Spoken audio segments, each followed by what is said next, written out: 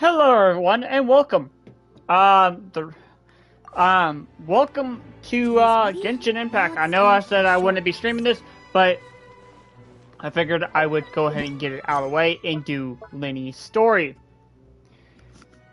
The Phantom Thief reappears. I don't know what this is. I don't know what I'm looking into, what I'm stepping into, but all I have to say is, if I like Lynette, then I'm definitely gonna like Lyne.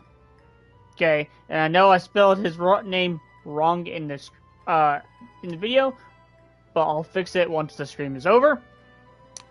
I'm gonna play a little bit. We're gonna do Lyne's story. Then we are going to sign off and play a different game and stream for a little bit, and then we're gonna come back to Genshin, and I think I'm gonna sit down and do a lot of artifact farming. Weirdly enough, people say, "Oh, you shouldn't build Hydra Traveler," and I agree with them. But as I think about it, to make him viable or her viable, you have to 100% have two necessary elements for him. And I think this is two elements that everyone should have, but Hydra Traveler is overshadowed by Dendro, and I think the reason why MiHoYo released Hydra Traveler is not just because to heal. I think they made him to be the damage dealer outside, that you can use Hydra Traveler with Dendro. So the two necessary things you need is a Dendro character, MC, and whatever element you want to cause. If you want to do a Nilou Bloom team, you can do that. If you want to do Hyper Bloom, you can do that. And if you want to do blundering damage, you can do that. I think the combo you should be running is, in my opinion, I think you guys should be running Hyper Bloom with Hydro Traveler. And then maybe, in my opinion, run because you can use Raiden Shogun or Kuki Shinobu or any of the other characters that can apply Electro off-field and Dendro off-field. Which, there's only, technically, theoretically, two Dendro characters that can apply Dendro off-field. Not counting MC, is, I think you would be able to use Yao Yao and Kale. I think those are the only two Dendro characters that can apply Dendro off fields, besides Nahida. And if you don't have Nahida, those are the only two Dendro characters you'll be able to apply off fields. I don't know about Kiara, so she might be a Dendro character off field, so I don't know. All I know is Yao Yao and Kale is the two Dendro characters you would use with MC character, if you do not have Nahida. So, let's go ahead and do Lyne's story. And then we'll be doing Spiral Abyss later down the road, while we also farm some relics. The relics I'm going to be going for is for our lady, our girl, Eula, and I am 100% still going to be maining her even after this point. I think she is such a good character, and I know a lot of people say, "Oh, well, physical characters aren't bad, are bad," but that is before we got our girl Lynette, because Lynette has this passive on top of Bennett. You can run her and Bennett, and then you can make her physical damage even viable at this point. Now, of course, what would be the purpose of running double buffer characters if you can run this? Well, you can also run Raiden Shogun with this. Now, hear me out. If you run Raiden Shogun, you can keep this buff up 100% of the time with Bennett's burst that can constantly keep healing and applying buffs to your team, and on top of that, you'll keep Eula's ultimate going as well. Eula's ultimate is actually the same requirement than, I believe Bennett's? No.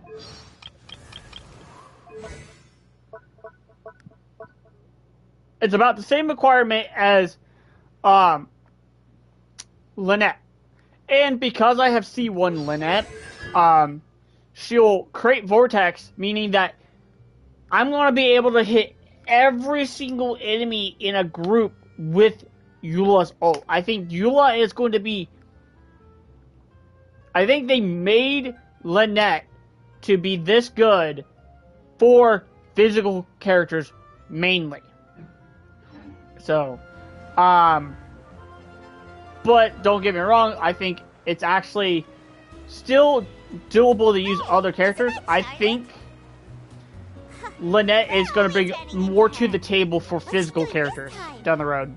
Ooh, looks like street interviews. I see. So you believe that this warning letter was sent by the Phantom Weasel? Absolutely. I've said it before and I'll say it again. The Phantom Weasel never acts as you expect. He must have faked his own death 10 years ago using a body double. Now that he's back, I'm sure the guards who worked on his case back in the day are in for a headache, but however this turns out in the end, the one thing it won't be is boring. Couldn't agree more. As a journalist, I'm gonna get a lot of mileage out of this one. Thank you, sir, for your time. Now, whom should I interview next? Huh? Hey! What a coincidence! Fancy meeting you here. Perfect timing.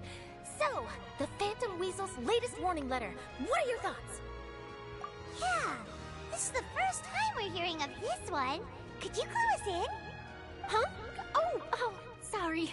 Yes, this case is from a decade ago. I guess you wouldn't know about it. Well, not to worry. You're in good hands because I'm a professional. The story goes like this.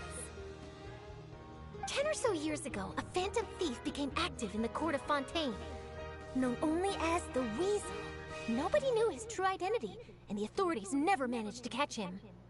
Wow, cool! He sounds like one of those mysterious night burglars that you read about in novels. Precisely.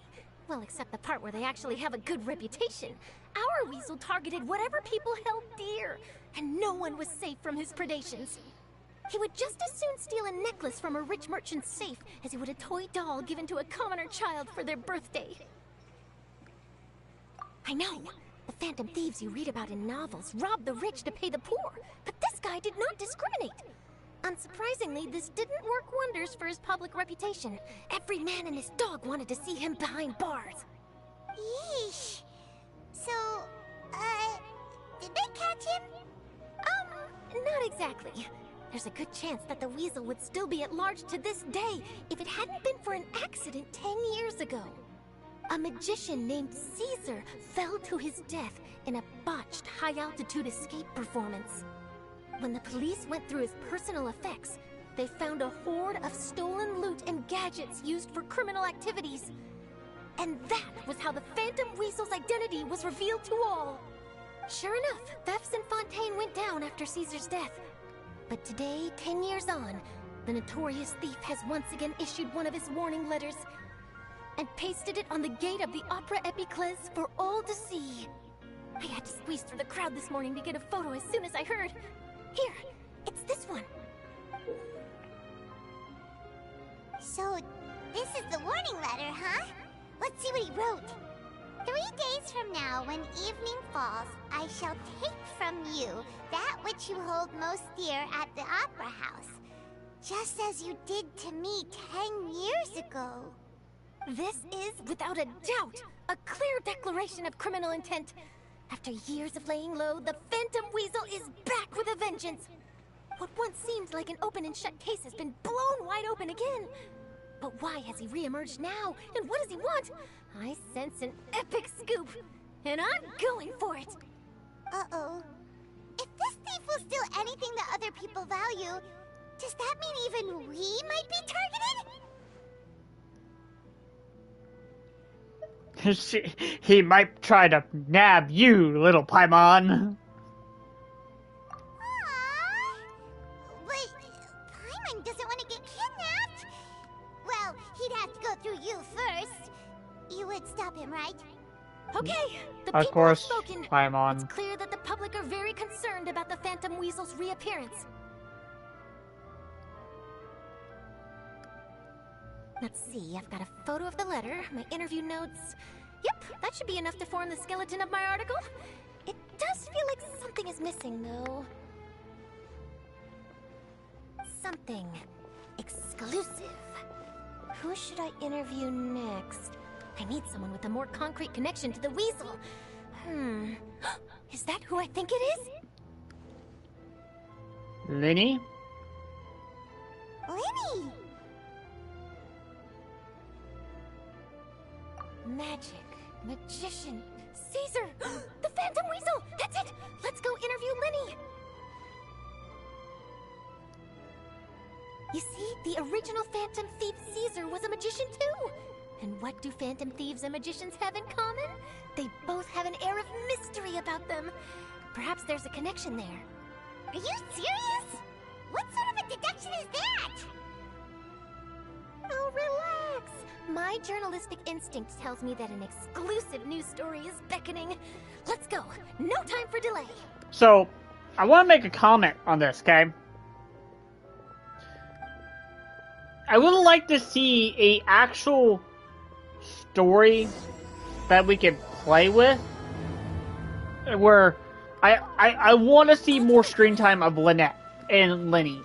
Absolutely more screen time.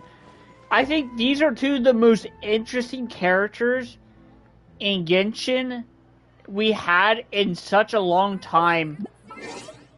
Let me actually... I think they're so interesting. I think they're more interesting than some of the characters like Albedos and Klee. Because Alice is one of the characters we have not met physically, but, like, we heard her voice not. I think that's what is going to bring interest to me. Now, I have not done all these story characters and all that. Well, I missed the opportunity. And I'm actually seeing what is going to be done with Childs in this game. Is Childs actually gonna retire from being a Harbinger and join us? Because, in my opinion, if they would have to give another story for Tartaglia, I think they would easily made him join us. Now, if we had, like, how I think Genshin is learning from experience from Honkai, and we were able to get a free 5-star character, I think Genshin is going to eventually give us a free 5-star character down the road, and I think the free 5-star character, in my opinion, the free 5-star character should be either these 5 characters. I think you should be getting an option for Diluc, Jean, Chi-Chi. I know a lot of people don't like Chi-Chi, so Chi-Chi's not going to get picked. So, they might not do Chi-Chi. But, in my opinion, if they would have to choose, I think they would choose 5 characters from one on each region. So, let's go ahead and look at characters at each region. In my opinion, I think what would be great, and in my opinion, I think a lot of people will be happy for these choices if they would do it. So, For Fontaine, I think you should be given the option to either get Lenny. Okay, Lenny might be one of the characters you could pick. For Sumeru, I think you'd have option for Nilou. I think Nilou would be a great character to have as a free 5-star character. If not Nilou, Sino or Nilou, one of those two characters would be good. But I think that would be good. For Itazuma, I would like them to give everyone a free copy of Kazuha.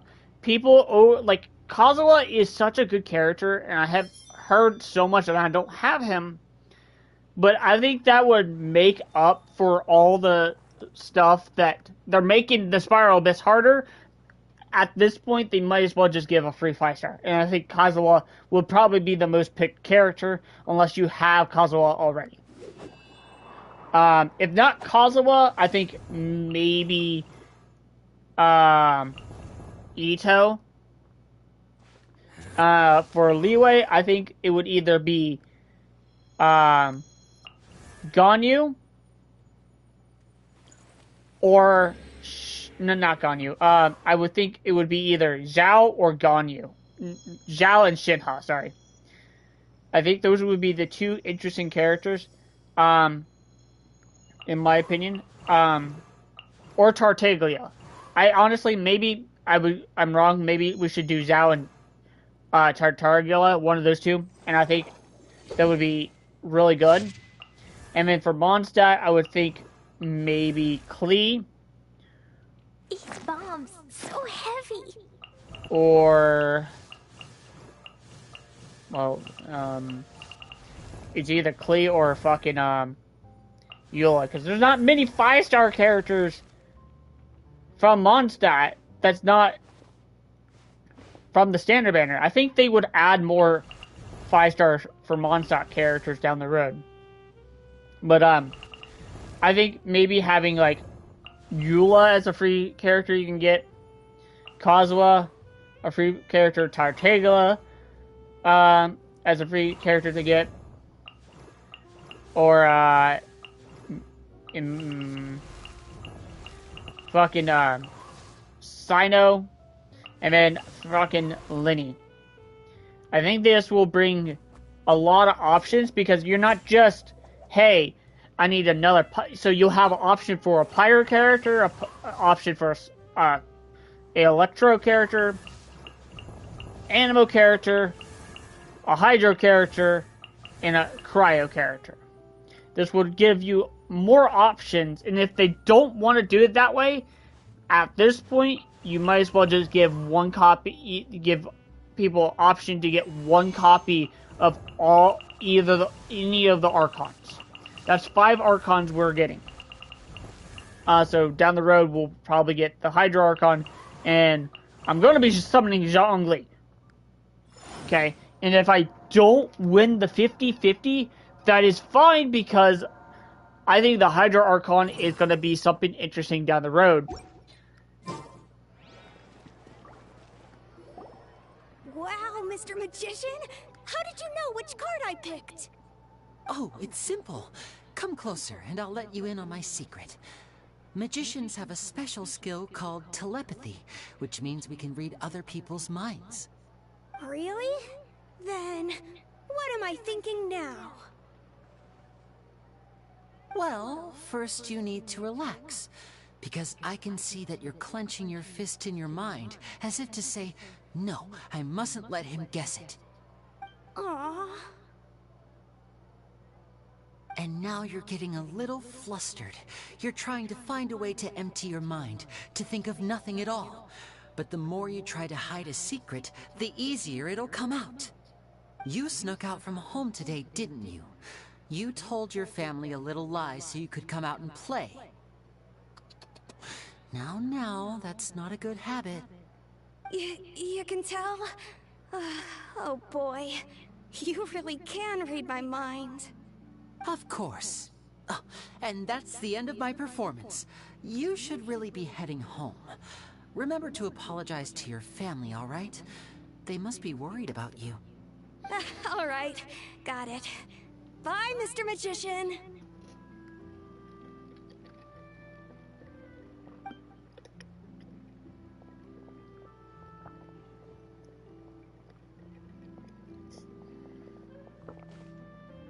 Hey, Linny?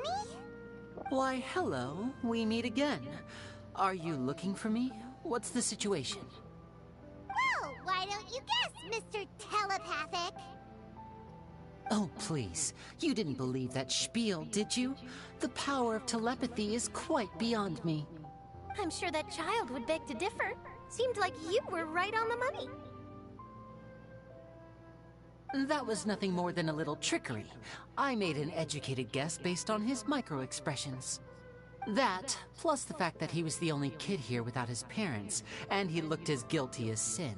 He made it easy for me. You guys, on the other hand... Let me guess. Don't tell me you're here for the Phantom Weasel, are you? Wow, got it in one! Is this more of your trickery at work? Wait, really? No trickery this time. It was pure luck. His warning letter's been the talk of the town, so I figured that maybe you were asking around about that. Bingo! I plan on writing a column reporting on the latest news about the Phantom Weasel. So, Linny, what are your thoughts on this infamous thief's reappearance? To be honest, it makes me angry. Angry? Why? You read his letter, right? The Phantom Weasel claims he's planning something in 3 nights' time at the Opera House. That's the night I'll be performing there. Huh. What are the chances? Wait a minute, you don't think he's after you, do you? Well, if he is, then his warning is clearly a direct challenge to me personally. And if he's not, then it's still going to be a huge headache for me. The mere mention of the Weasel's name is enough to scare people off. So once the contents of that letter get out, barely anyone will be showing up to watch my show. But I've been preparing for this for a long time. I'm not about to let him ruin my big day. This leaves me with only one choice. I have to expose the Phantom Weasel's identity before the show begins. Really? So what you're saying is, we might get to see a live duel between a famous magician and an infamous thief? Wow, this has exclusive written all over it! To be honest, I'm not sure if I'll emerge the victor. The Phantom Weasel is a notorious crook, infamous for his inscrutable methods. You're being far too modest, Linny. I think your magic tricks are even more inscrutable than those of a thief. Thanks for the compliment, though I have to say, I don't care much for the comparison. A lot of people liken magicians to thieves because we both have the ability to make things disappear without the person noticing. But there's an important difference that these people overlook. Allow me to demonstrate with a quick magic trick.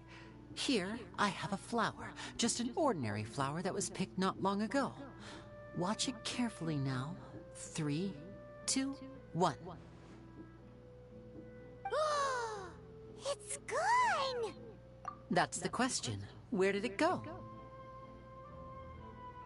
Therein lies the difference between us. Thieves make precious things disappear, but only magicians make them reappear. If I could now invite you all to check your clothes, there might be a surprise in there somewhere.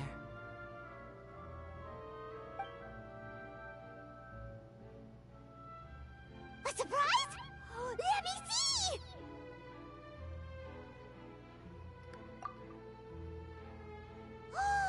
It's right there! But how?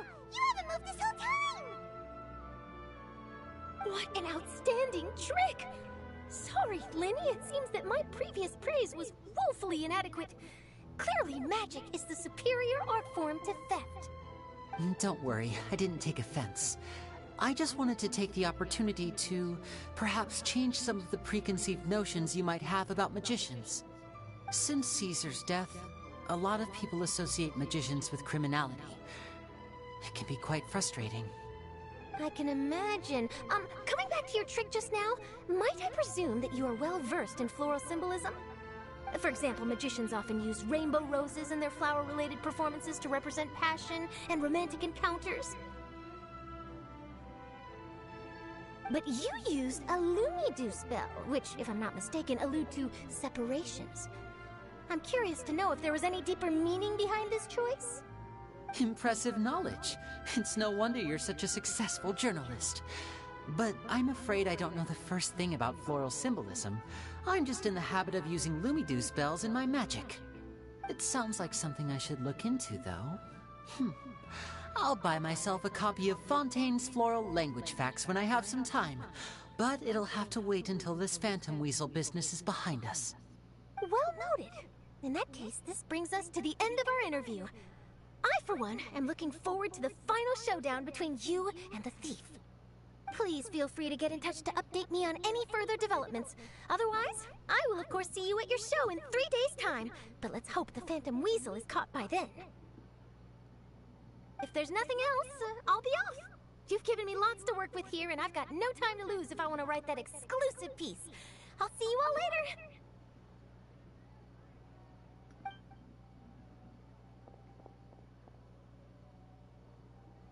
So, Lenny, are you gonna tell us how you did that flower trick now?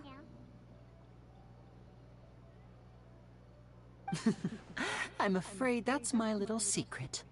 Aww. Well, magicians are entitled to their secrets. But Paimon's really itching to know how it's done. You feel it too, right? So itchy.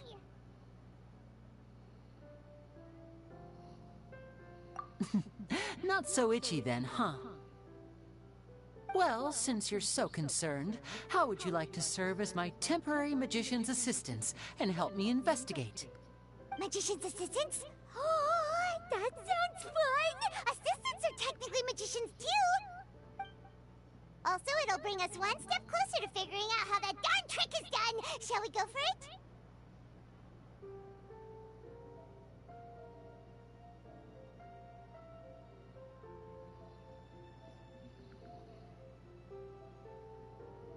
Excellent. Thank you for putting your trust in moi. The first thing we need to look into is who Caesar really was. If he truly was the Phantom Weasel, that means that the Weasel is dead, and whoever wrote this warning letter is just a copycat criminal. But if he wasn't the Weasel? Well, that'll make things more interesting. It would mean that the Weasel lives, and he's been laying low all this time in some corner of Fontaine. And if we're investigating Caesar, his fiancée Gemma is a good place to start. Word is that she visits the cemetery often, so I asked Lynette to wait for her there. We should make a move. Let's go and rendezvous with Lynette.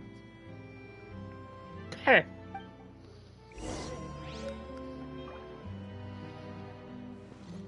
Okay, porting gift.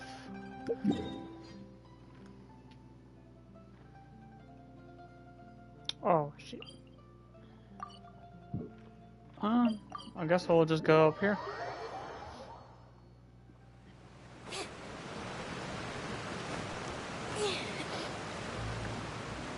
It's gonna be interesting because I'm have Lynette on my team. I think Lenny's and Lynette's bursts are gonna be like corresponding to each other.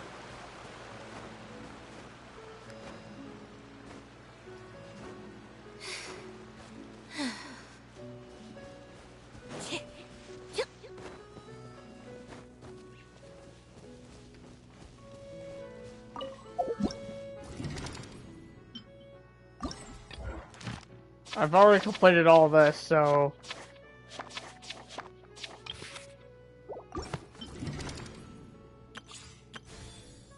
Doing that.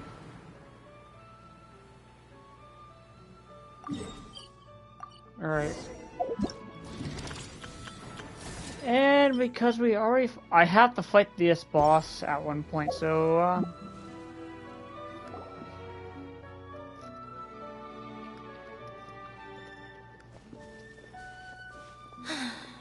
You took your time. Sorry, I bumped into the Traveler and Charlotte en route, and we ended up chatting for a while. It's been a while, Lynette. We're working as Lenny's temporary assistants in the investigation of the Phantom Weasel. Thank you. It's good to have you helping. So, what's the situation? Have you seen Gemma? Nope. I've been here a while, and she still hasn't shown up. How bizarre. Maybe it was bad intel. Well, we won't get anywhere by standing around waiting. Traveler, Paimon, let's go ask around.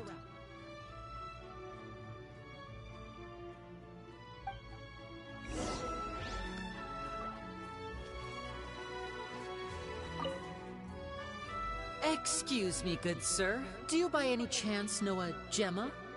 Gemma? You mean Caesar's fiancée? Sure I do. What's this about? I'm just trying to get a hold of her because I need her help with something. I heard she comes here a lot. Yeah, she does. Poor thing. It's no secret why either. She's heartsick. Ever since Caesar passed away, she's been coming here once every week to clean his grave. Often she just sits there in front of his headstone, lost in thought. Sometimes she talks to herself.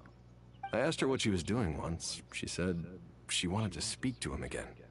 She knows he's gone and can't hear her from the grave, but she just likes to spend time there, telling her fiancé all about how her life is going. And she's been doing this ever since Caesar passed away?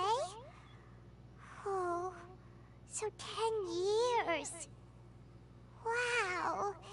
Their love must have been really strong. I'll bet. Caesar's reputation fell apart after his identity was revealed, so no one else visits his grave. Gemma's the only one who still thinks about him after all these years. I don't know if the mind lives on in the waters after death, but if it does, I'm sure Caesar must be grateful to have someone who remembers him fondly. If I'm honest, I think this is all so unfair to poor Gemma. Her fiancé was a low-life crook. He doesn't deserve someone like her. Anyway, all of that said, she's running later than usual today. Normally, she'd be sitting in front of his grave by now. I wonder if she's okay. Well, that's everything I know, I'm afraid. You might have more luck asking some other people. All right, well, thanks for sharing all of this with us. We'll keep asking around. You're welcome. I just hope she'll be able to move on one day.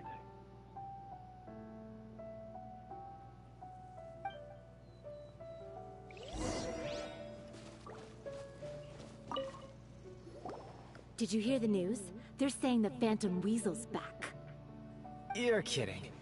Wait, isn't he dead? I don't know anymore. All sorts of news flying around nowadays. I can never tell what's true and what isn't. But what if, just hypothetically, I mean, what if this weasel's the real deal and Caesar was framed? Called it. Seriously, 10 years ago, on the day it all went down, I said to myself, you know what? This guy's been set up. The Caesar I knew was a good guy. He gave balloons to children on the street, for Pete's sake. What, are we supposed to believe that he was a balloon thief or something? Give me a break. Oh, please. Weren't you the one cursing his name to high heaven when the police announced the news? You were all, that gosh darn lousy son of a, you think you know a guy, or words to that effect. Wait, did I say that? I don't seem to recall. Hello there. Sorry for disturbing you, but I couldn't help but notice you were discussing the Phantom Weasel. We're actually quite interested in this topic as well, but we're struggling to get to the bottom of it. Do you think you could spare a moment to tell us a little bit about Caesar? You've come to the right people. Yep, I was there. Back when Caesar used to perform magic tricks on the street. He was a great magician. The best trick I ever saw him do was pop a transparent balloon, only for a whole bunch of doves to fly out from the inside. I was right up close and didn't blink or look away once. But for the life of me, I still don't have the faintest clue how he pulled it off. Really incredible stuff. I saw him perform too. He always used to bring some gifts along for the kids who came to watch his show, and he'd hand them out after he was done. Sometimes, he even got the kids to write their wishes down, and then he'd make the items on the wish list appear in his next show. He doesn't sound like such a bad guy. But after he died, there were also rumors that he used the wish list to find out what was precious to people, with the intent to steal it later. As I'm sure you know, the Phantom Weasel would steal just about anything from anyone. Whatever the case, now that the Weasel is back, Caesar's become a hot topic once more. I bet Gemma must be pleased. If Caesar's name gets cleared, maybe it'll finally give her some solace after all this time. No, speak of the devil. That's her over there. If you've got any more questions about Caesar, she's definitely the one to ask.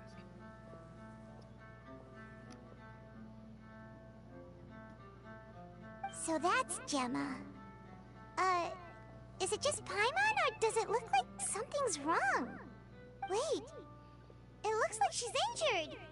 Come on, let's see if she's okay.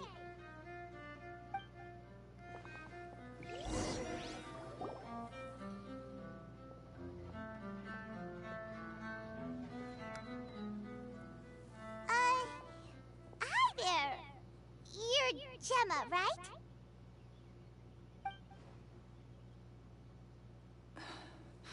Who's asking?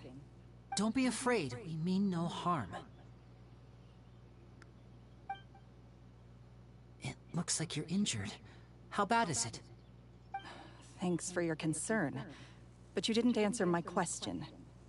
Who are you, and what do you want with me?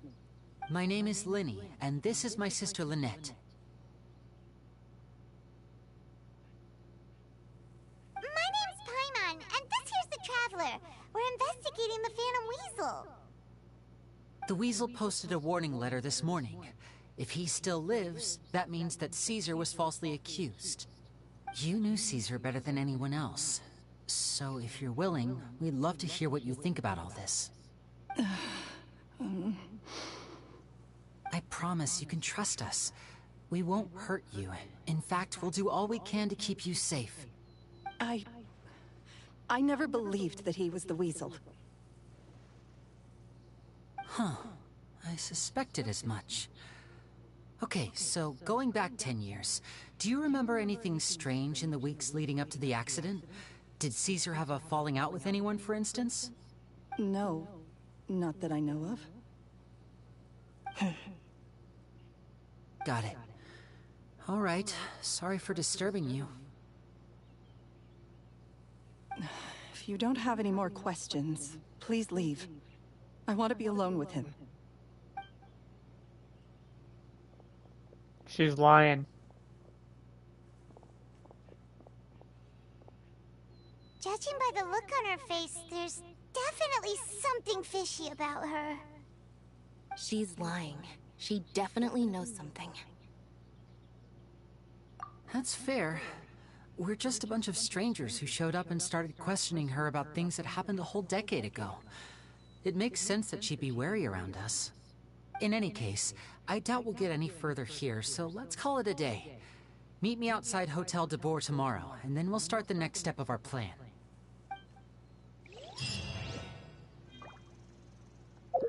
Okay.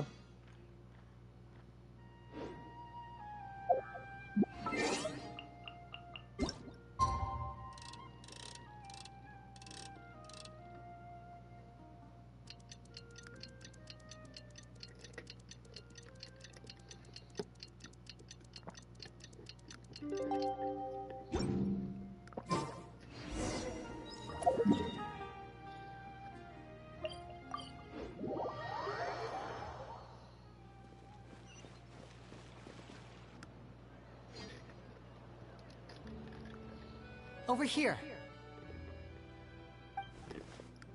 Where's Lynette? Lynette's not joining us today? I've had her follow Gemma and see if we can make any inroads with her. They should be at a cafe right now. Still, I don't think that Gemma's likely to open up to us. So, we need a contingency plan. Today, we'll be looking into a guy named Lorenzo, Caesar's former pupil and assistant. When Caesar passed away, all the stolen goods discovered in his home were confiscated and returned to their rightful owners. But Lorenzo was the only one privy to all his magic secrets, and he inherited his craft. Before long, Lorenzo was the next big magician in town, his fame surpassing even that of his master, and it made him very wealthy. He's since left the magic scene, though, and these days, he's a wealthy businessman with his fingers in a lot of different pies. I had to pull a lot of strings, but I managed to get him to agree to a couple of drinks with me. Be warned, though, I hear he's got a hair-triggered temper. We'd best be careful.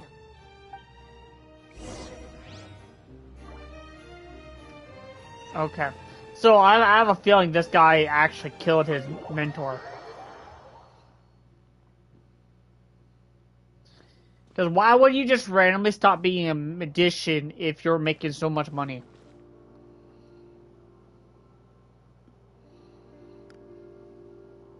You neglected to mention that you were bringing 2 other people with you. My apologies. These 2 are my assistants. When they heard that I was meeting with the former magic maestro himself, they begged and pleaded with me to bring them along. And if it's no trouble, a couple of autographs would really make their day. Oh, forget the pleasantries, just sit.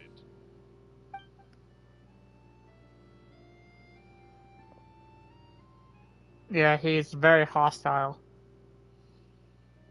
Get a load of this guy. Forget the pleasantries, he says, but he looks pretty happy about Lyne stroking his ego. I only agreed to meet since we're both magicians.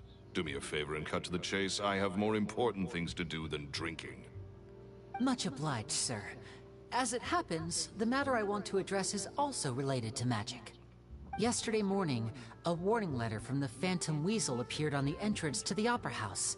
He claims to be planning something for the same evening that I'm scheduled to do a magic show there. As such, I believe that I may well be his target. I have to get to the bottom of this to ensure that my show can go ahead as planned. Naturally, any investigation into the Weasel starts with a few questions about Caesar, who... What is there to investigate? Caesar was the Weasel, and he's been dead for 10 years. So what if some sick creep thought it'd be funny to write a warning letter? It changes nothing. Are you trying to tell me you actually bought it? Please, sir, no need to get so worked up. I do concede that a copycat is but one possibility. Possibility? It's a fact, Lyne. Look, my patience is limited, so listen carefully while I'm still willing to put up with you. The Weasel is dead. Period. Everyone knows that, so do yourself a favor and quit this investigation. It'll lead you nowhere. Look, if this affects your magic show in any way, I will personally compensate you for any losses. Oh, sir, I'm honored, really. But this isn't about finances for me. My pride as a magician is what's at stake here, Lorenzo. Copycat or not, this person has thrown me the gauntlet, and I must meet their challenge head-on. Your pride?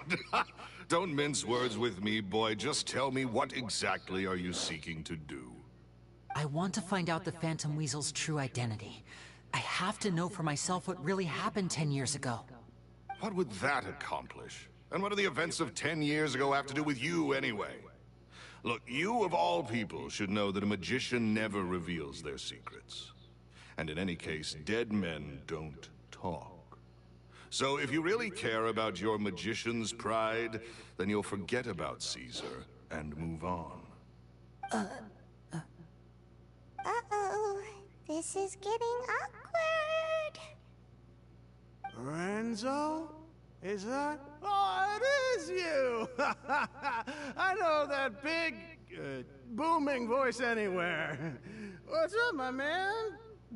Wanna grab a drink with me? Another day, I'm busy. Oh, come on! You can't be all business all the time. You know what they say? Live fast, die young. You gotta learn how to kick back and relax once in a while. If I wanted your life advice, I'd ask for it. Now get out of my face and go be drunk somewhere else. Sorry, my good sir. I don't believe I've had the pleasure. Oh, hey! Edmondo. He and I are business pals. We worked together a bunch of times. This is your first time meeting him? Oh, he's always like this. Foul-mouthed and hard-nosed. Never heard a kind word out of this guy the whole time I've known him. And he wonders why he can't get a girlfriend, despite being, what, pushing 40, 30, something? Anyway, point is, a lot older than when he first got rejected by the girl he was into. And he's still into, from what I hear.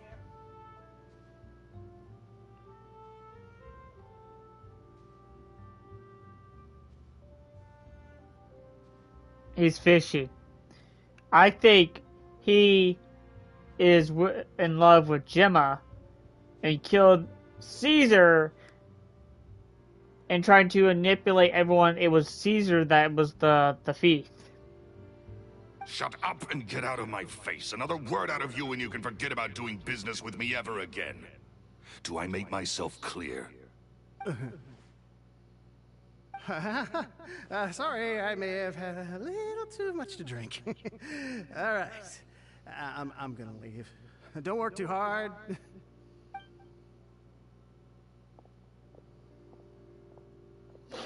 I think it's high time I made a move as well. If you really want to investigate this, Lyne, be my guest. But if nothing good comes of it, don't say I didn't warn you.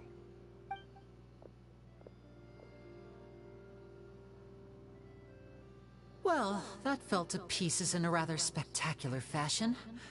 Any thoughts? Totally. And what was all that about compensating you for your losses? Why would someone you just met make an offer like that? He's gotta be hiding something. And not like Gemma. She was a little suspicious, but this guy's definitely covering something up. I think so too. We need to look into Lorenzo more closely. That guy Edmondo seems to know a thing or two about him. He only just left. Let's see if we can catch up with him.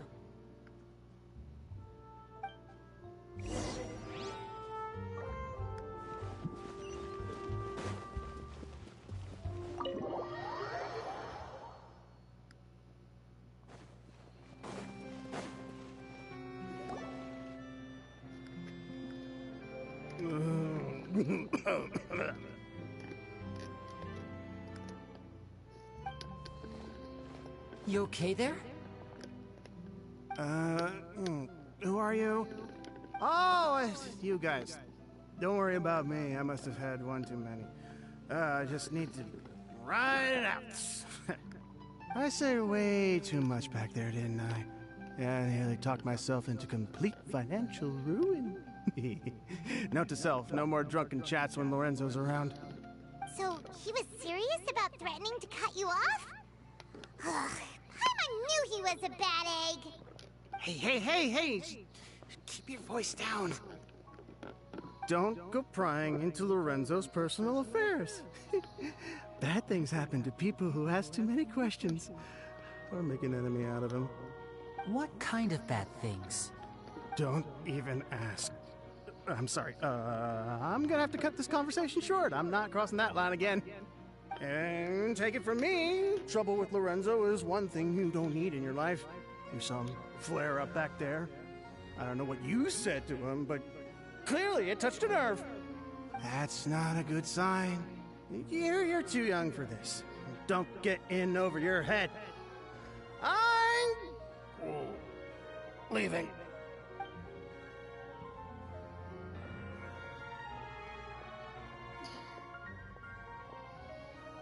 And there he goes. What do we do now, Lenny?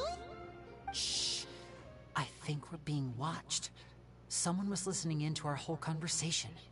Don't say anything and don't look back. Any altercation in the city will attract the guards. We better take this elsewhere.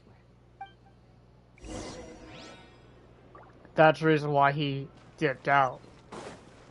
I think he's gonna meet us up. Oh, holy hell. I wasn't expecting it to go that far.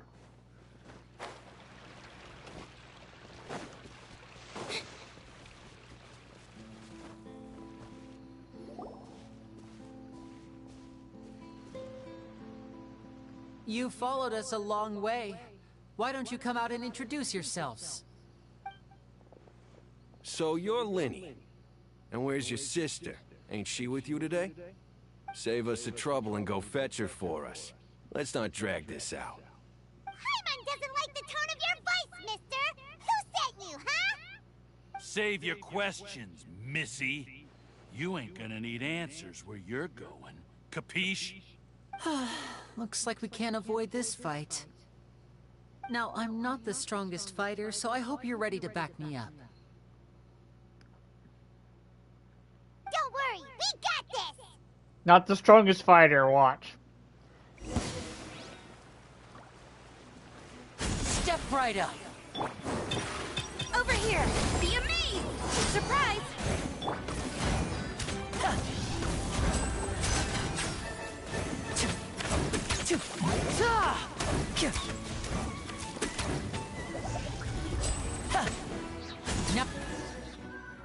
Not the strongest fighter, but yes, Tougher he than just we like thought. bollywops these guys. Vision wielders are always trouble. Intimidation ain't gonna work like it did on the lady. Come on, let's scram! Hey, guys! We ain't through with you yet! Oh, they got away! Did you catch what they said just before they left?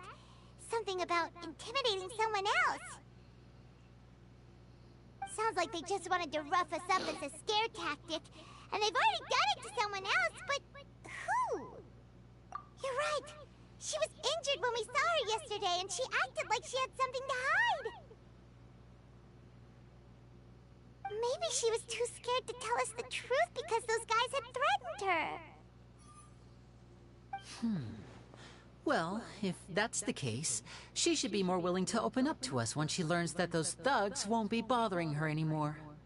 Let's head back to the cafe and see if we can get any information from her.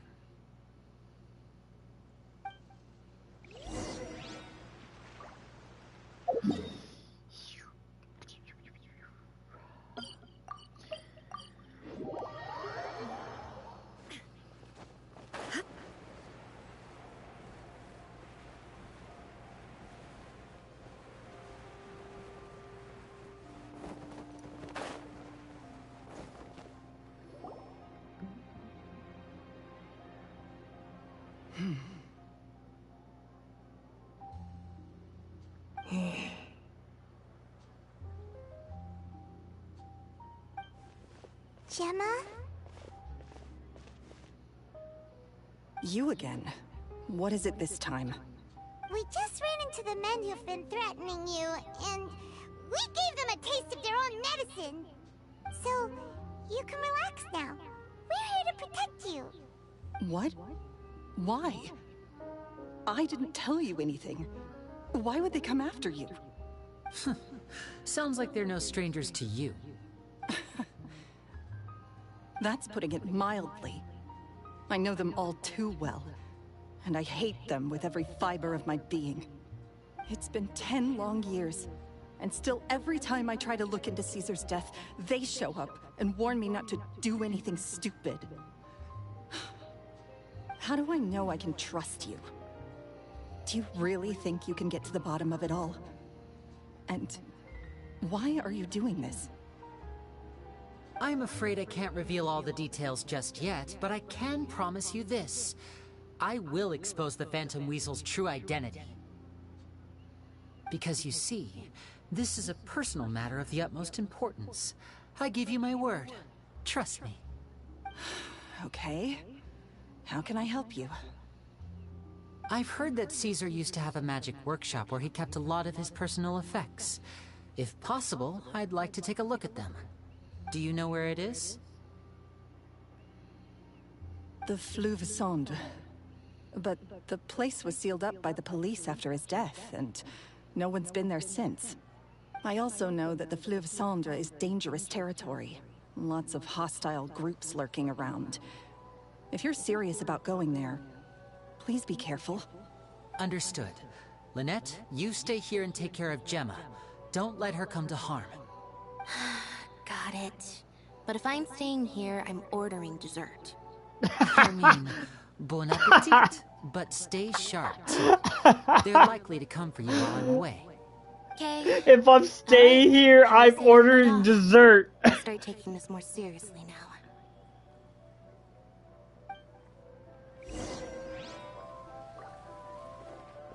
Oh my god. That is so fucking funny.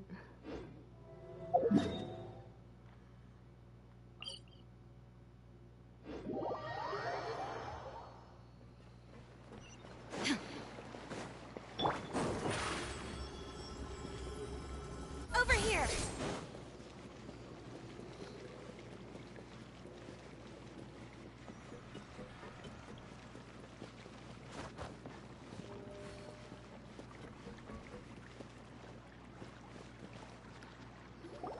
If Gemma gave us the right location, then the workshop should be right nearby. Huh. Looks like these boxes are blocking the entrance. Let's shift them away first. There we go. It should be just down here.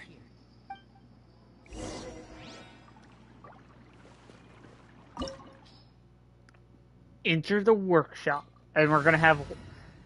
Alright, so I'm actually going to be moving some characters around. I am actually gonna be trying out some different setups. This time, before we do anything, dude, I really hope the,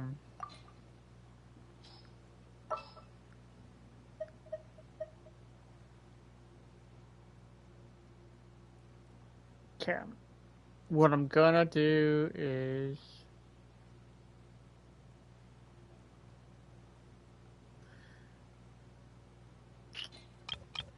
Actually, we'll keep this team going. I was gonna run Eula, Lynette, Barbara, and then maybe Bennett. Oh, you can't climb up? What?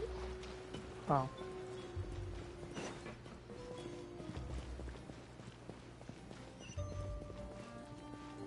What? I'm gonna actually look at Lenny's weapon. Damage dealt with charge attack increases 60% for every party member with the same element type.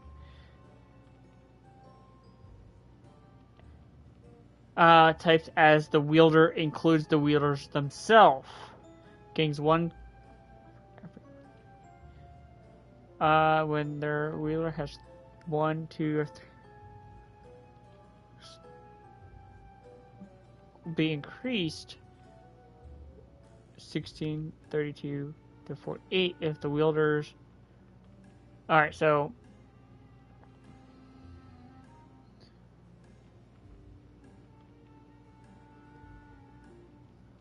oh my god. That is actually really fucking insane for a bow.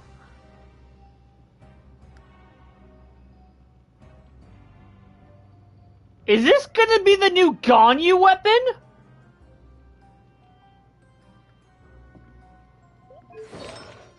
Elemental burst, 20% using... Honestly, in my opinion,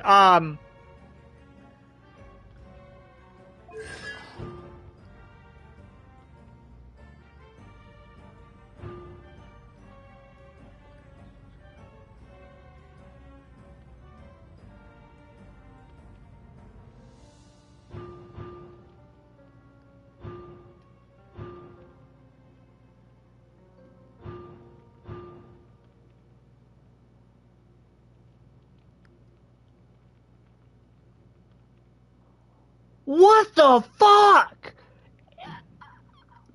What?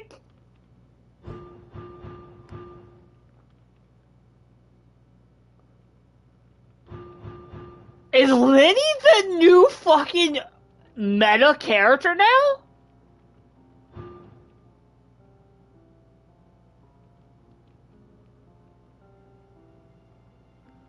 He gets a 60% damage increase, crit damage,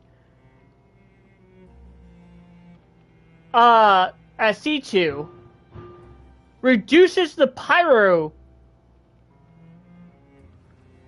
resistance by 20%.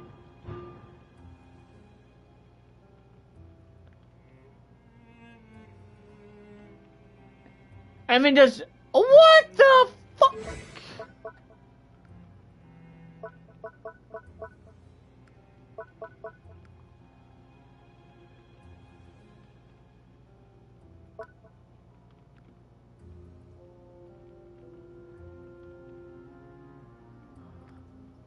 What in the world is this dude?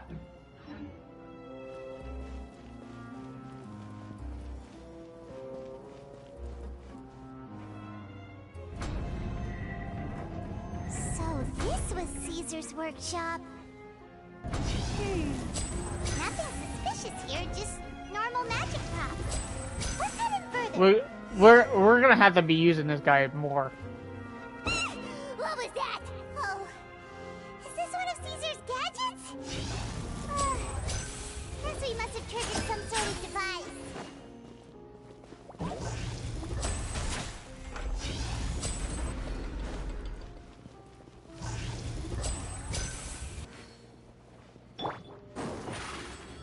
Surprise! Over here! Cue the spotlight!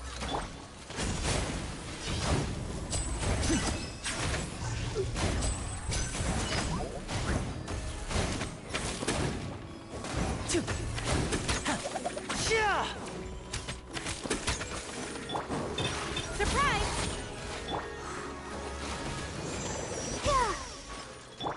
And voila!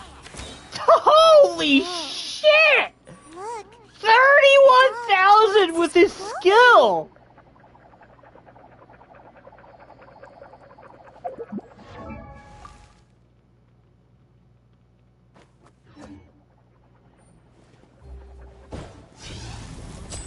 there's something written on the card on this doll.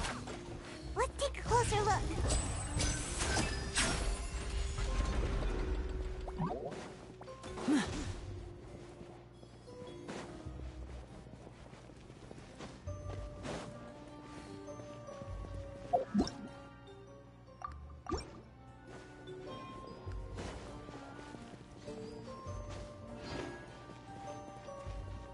Dude, if Lenny and Lynette is this good, I'm expecting a lot from the Hydra Archon.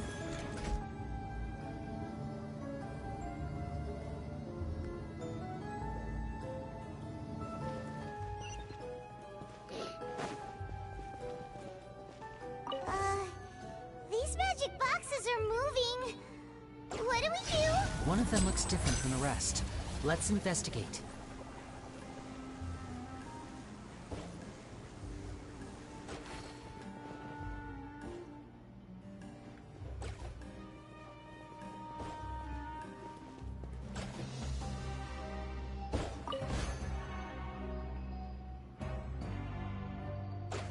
Oh, wait. Oh, you have to... okay.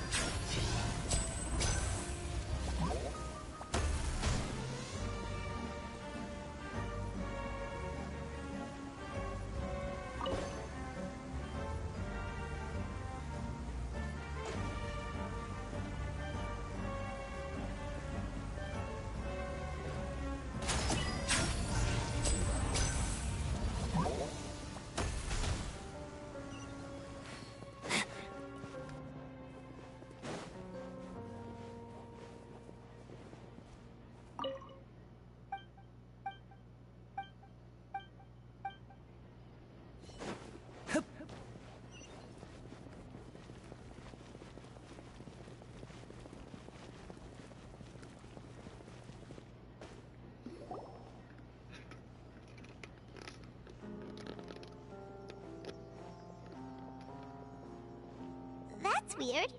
Have we reached the end already? There's nothing here. Maybe this was a wasted trip. This place seems a little too ordinary for a magician's workshop. There's a distinct lack of mystery. We've triggered quite a few devices on the way here. I'm starting to wonder whether Caesar built this whole place as one big, elaborate magic contraption. If so, then there must be more to this place than meets the eye. Maybe a hidden room somewhere. Aha! If I just move this book, then hopefully... And... presto! A secret passageway! How did you know? I'm a magician too, and apparently great minds really do think alike. Looks pretty big inside. Let's head in and take a look around. Magicians never show their secrets.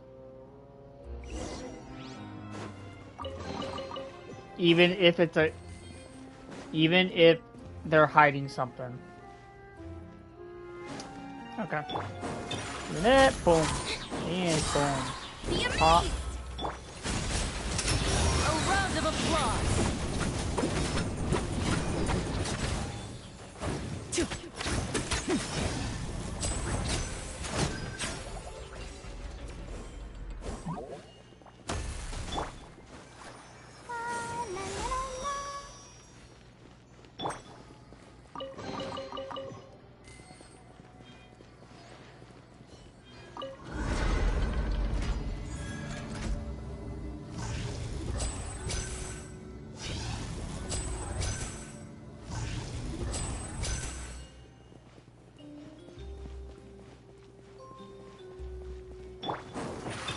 Over here!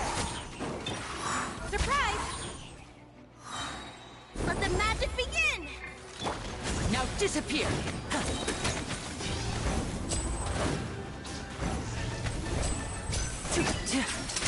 Let's get this show on the road!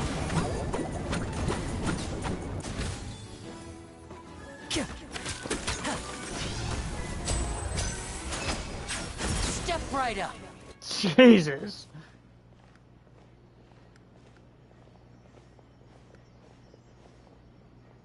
Why have you stopped, Linny? Is there some device in that box? Huh. It just looks familiar somehow. Let me check this out for a second while you guys go on ahead. If anyone makes a major discovery, let's rendezvous here. All right, see you in a bit.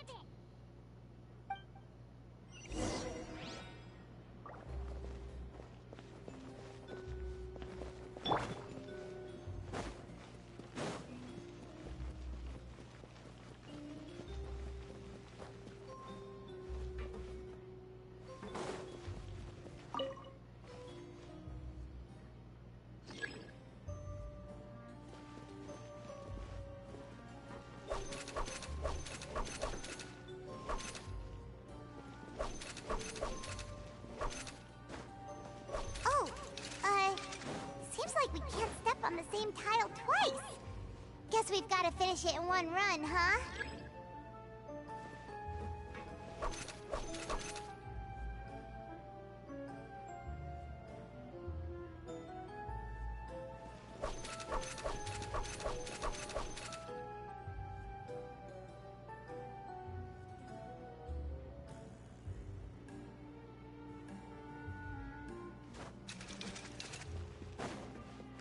Well, this one's actually really tricky.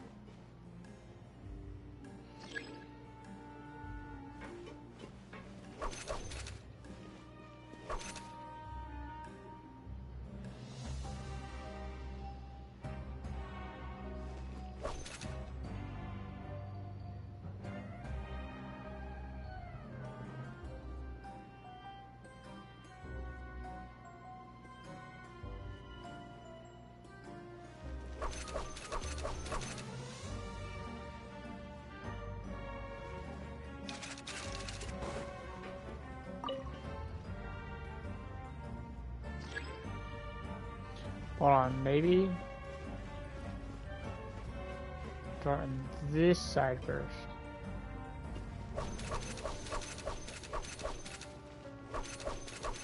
Boom. Aha, there we go. You got it.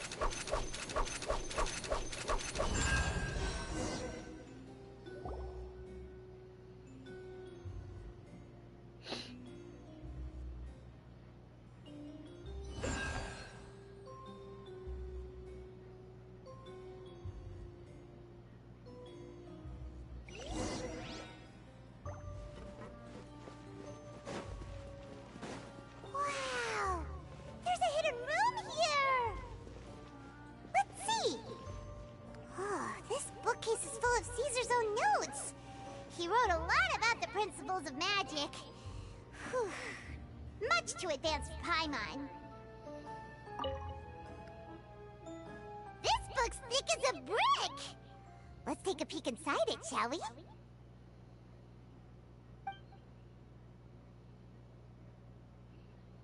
At one of my shows a few days ago, a child asked me how I pulled candy out of my hat. As a joke, I told the kid that the hat has a built-in wish-granting machine. Next thing I know, today a whole bunch of kids were pestering me to pull all sorts of things out of the hat. So I told them another white lie. The machine needs time to power up, but in the meantime, you can write your wishes down. Well, they took me up on that offer, enthusiastically. As I write this, I've only just got back from running around all over town, buying the things they wanted. Boy, are my legs sore. I wound up saving very little this month, but that's not a major issue. I now have a bigger problem. How am I going to hide all these things inside my hat?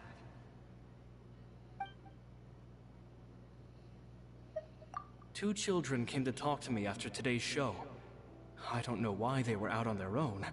They looked much too young to be unsupervised. I do hope they got home safely. Hold on. Is the magician that Lyne saw on the street, is he Caesar that what he studied? Anyway, they said that they wanted me to teach them how to do magic. It's not uncommon for children to ask this, of course, but I've never seen any of them as serious about it as these two. Oh my god! It is! I told them that learning magic is very hard work, but that didn't faze them at all. It's like they already knew. They seemed so committed. I couldn't turn them down.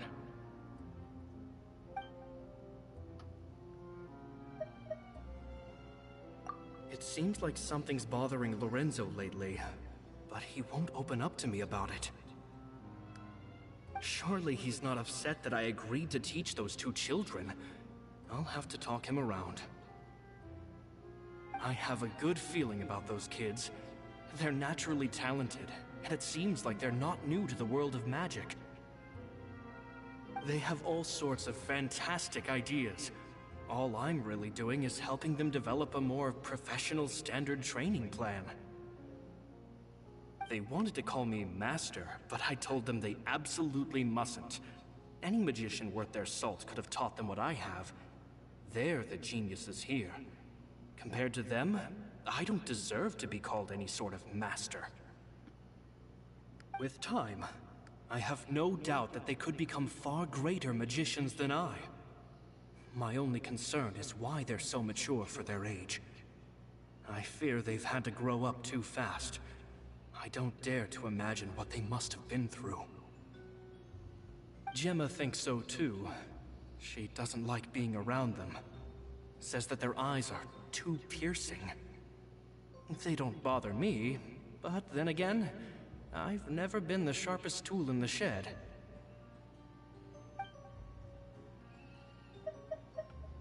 It's nearly time for me to go on tour.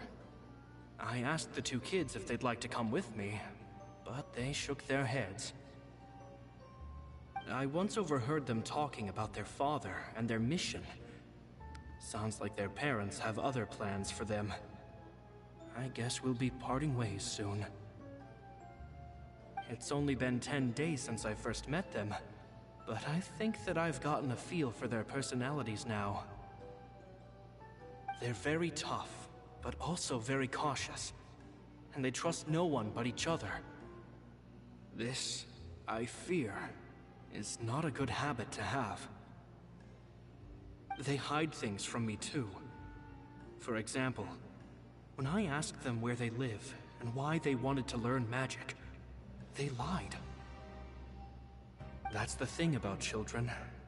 Whenever they're trying to cover something up, it always shows somehow. I can sense that their lives have been hard. possibly even dangerous, too. They're not like other children. It's a shame that I can't do more to help them. After thinking things over, I decided to tell them a bit about how I see the world. It's full of lies and falsehoods, and that is why we must find our own truth. P.S. I hope they won't find my nagging annoying. Children are so opinionated nowadays. Will it do them more harm than good for someone they've only known 10 days to lecture them like that? P.P.S. Maybe I'm overthinking this. Children aren't interested in grand philosophies. It probably just went in one ear and out the other. I bet they've already forgotten every word I said. Oh, Caesar, Caesar. Just mind your own business next time.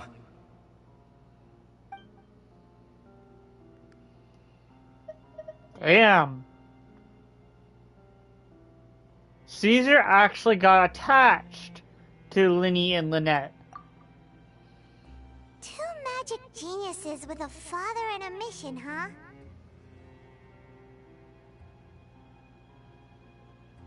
Sounds a lot like he was writing about Lyne and Lynette, don't you think? It's because they are. So did they meet Caesar when they were kids? Let's go ask Lyne. Because you can always ask Lyne. Did you ask this magician to teach you magic?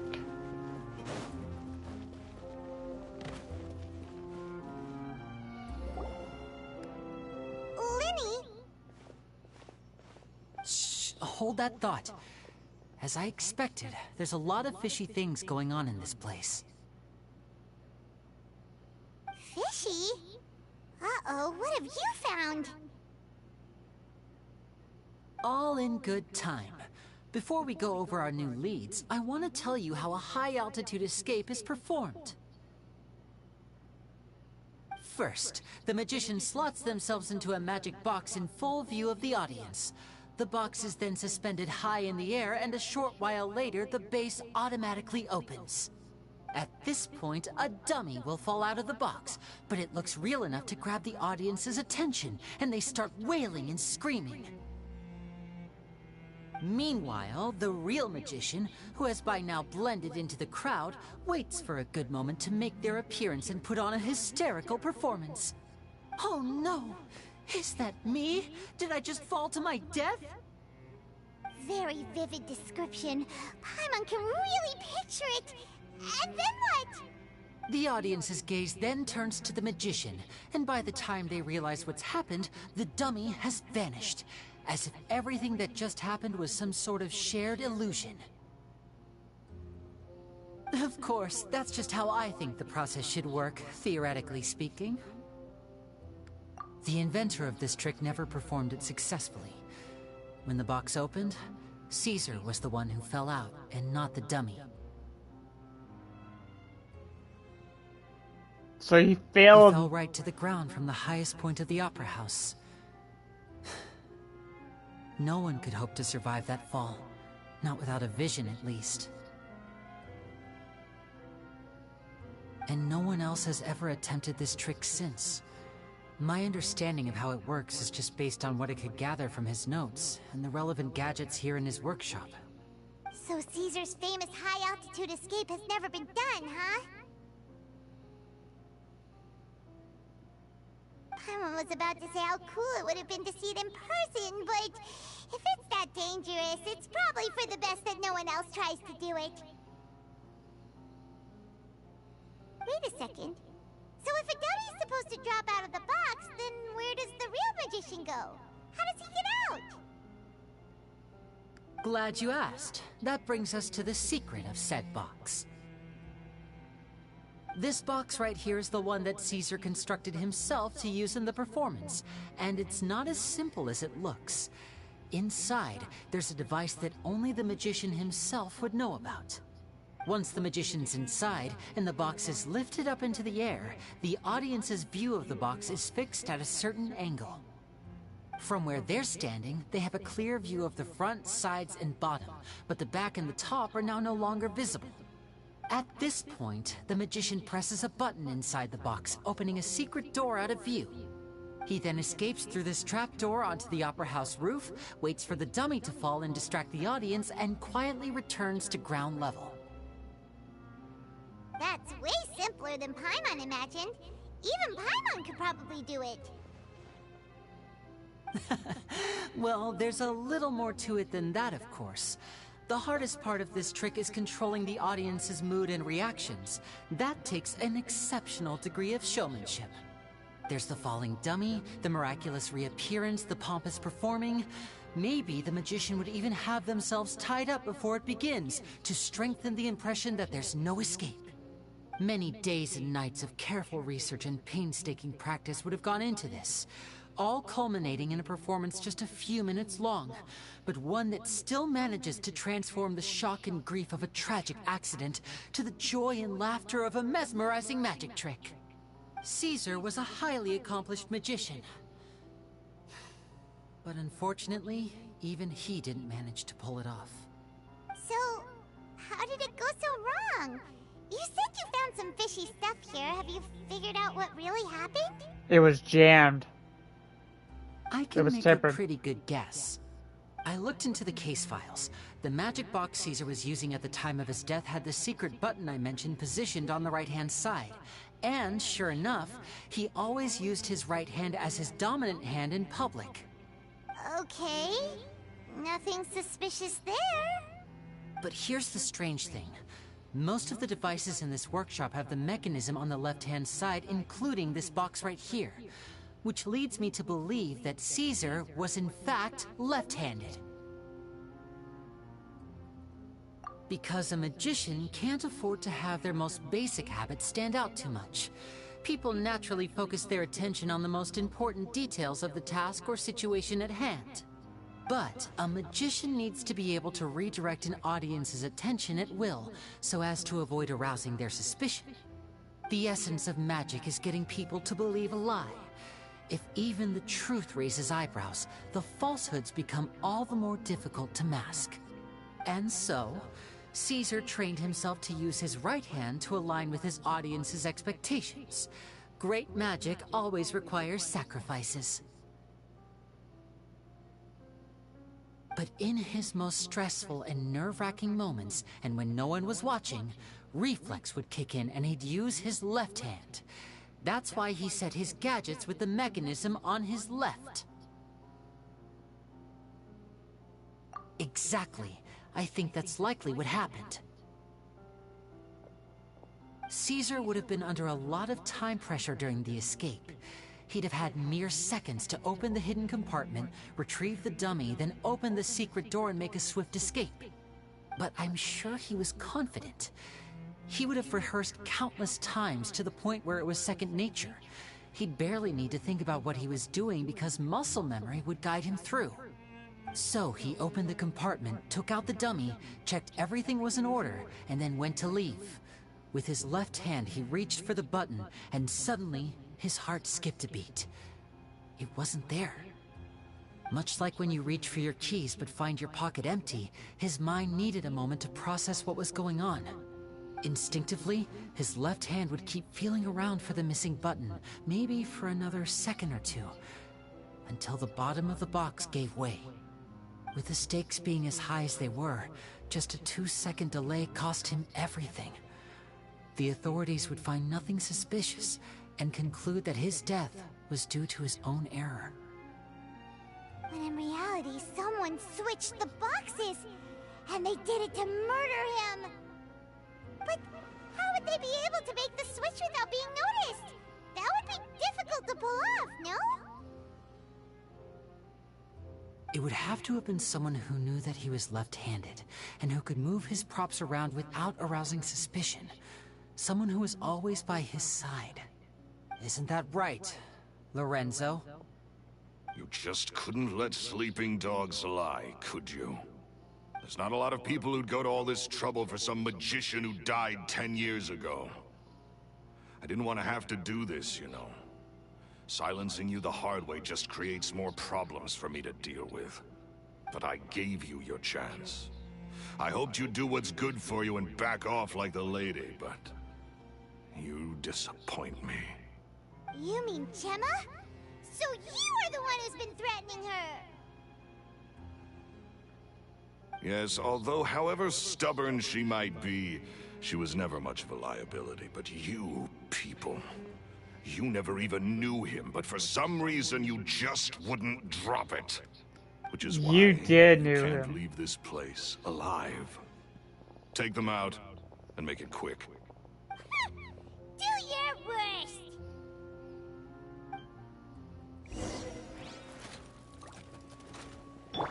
Over here! Zip on up! Illusion shattered! Everyone hold hands! Sharing my knowledge! Now disappear!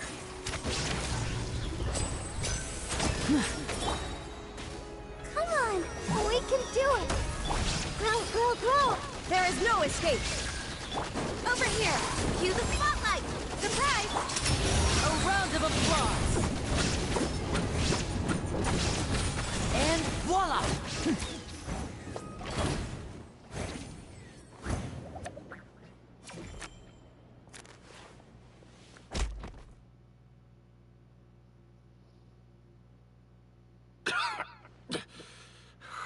You kids are tougher than you look.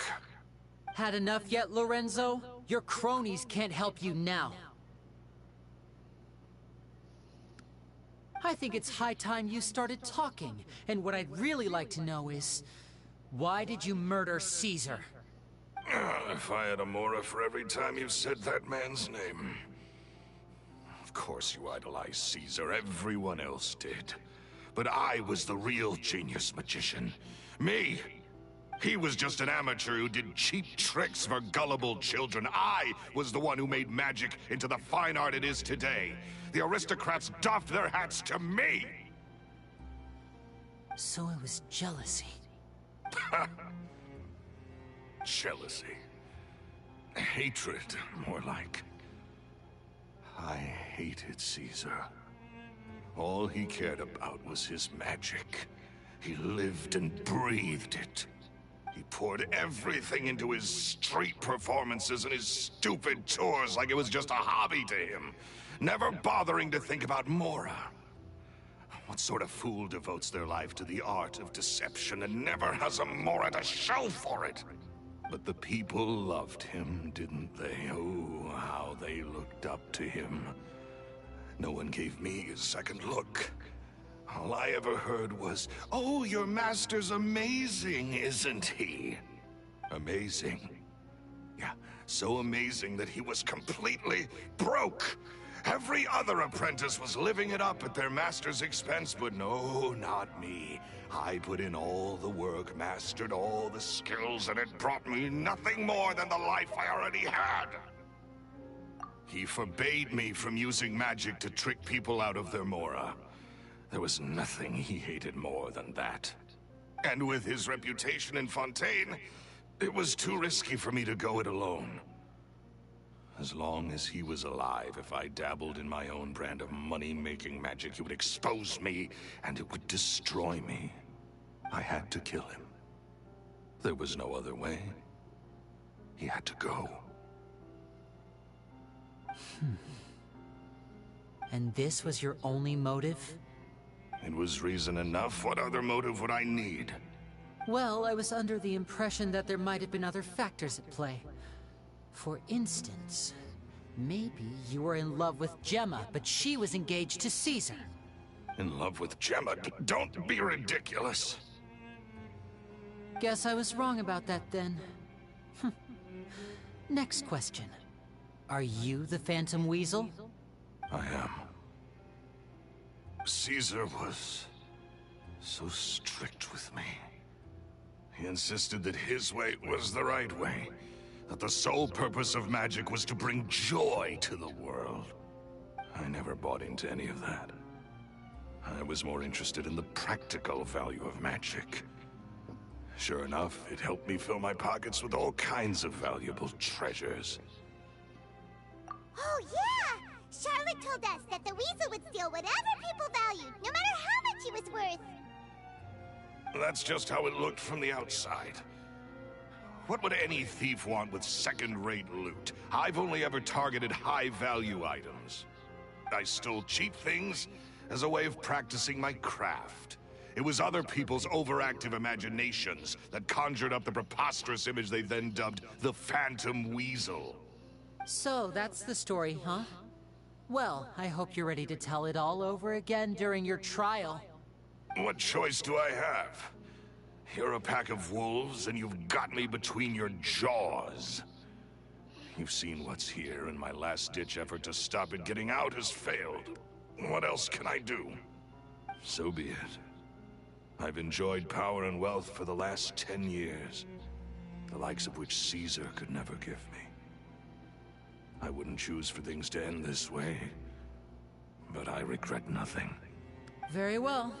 In that case, I'll contact the guards. Traveler, Paimon, keep an eye on Lorenzo for me. I'll meet you just outside the workshop when I'm back.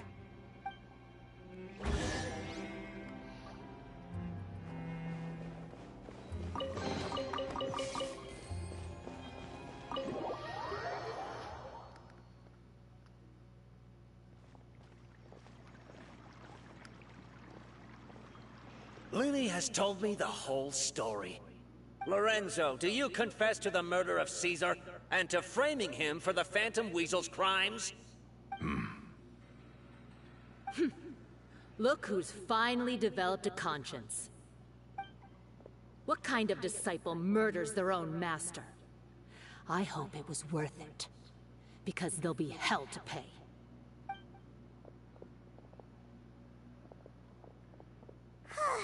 Looks like it's all over. What should we do next, Lenny? Should we start preparing for your show? Let me think. Let's rendezvous with Lynette and Gemma first. With Lorenzo in custody, Gemma will no longer have to fear for her safety. Good point. We should go tell Gemma the good news right away. It'll give her some peace of mind for sure.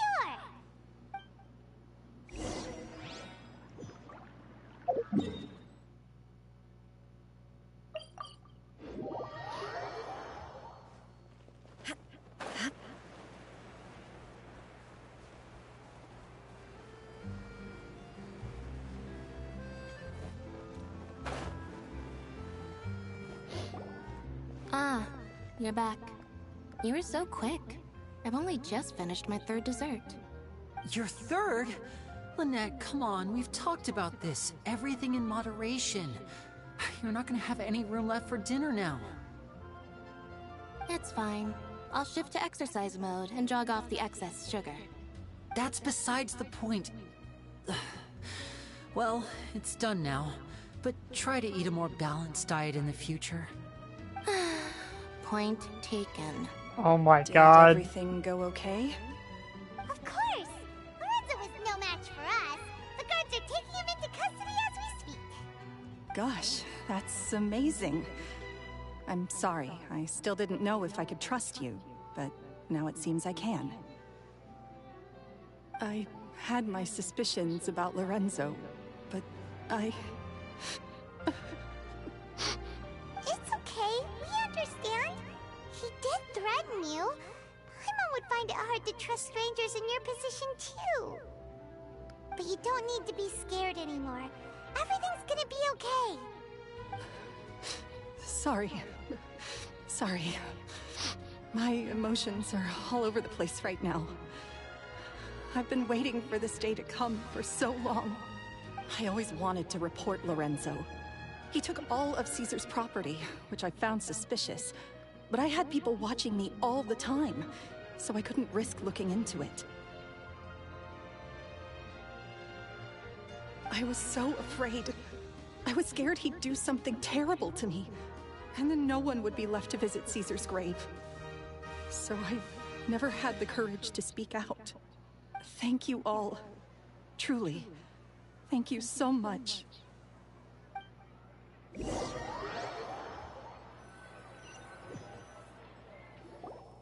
Thank you all for clearing Caesar's name. I never would have guessed that Lorenzo was the real Phantom Weasel. He never showed any signs that there were problems between him and Caesar in public. From the outside, it looked like they got along great. Ugh, to think that lowlife's been living life to the fullest all this time, while Caesar's name was getting dragged through the mud. It's a travesty. At least his soul can finally rest in peace now, thanks to your efforts.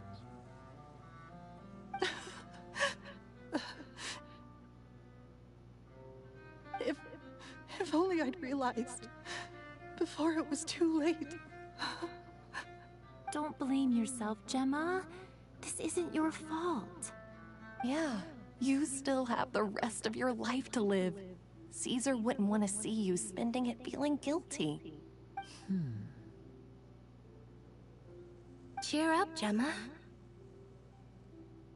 My brother's doing a magic show at the Opera House tomorrow evening. Would you like to come along? It might raise your spirits. This show will be a special one. We're holding it in Caesar's honor. In Caesar's honor? Really? Oh, thank you. I'll be there. Great. We'll see you tomorrow evening. Traveler, Paimon, don't be late. Don't worry, we'll be there. No way are we gonna miss out on a free magic show. Are we gonna let them know that Caesar's the one that taught them? Feels like we're forgetting something. Yes. Oh. Damn it.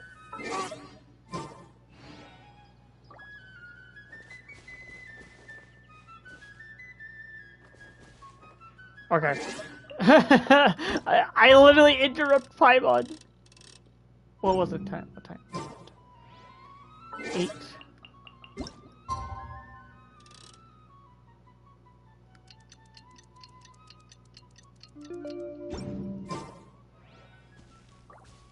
Oh, the next evening, okay.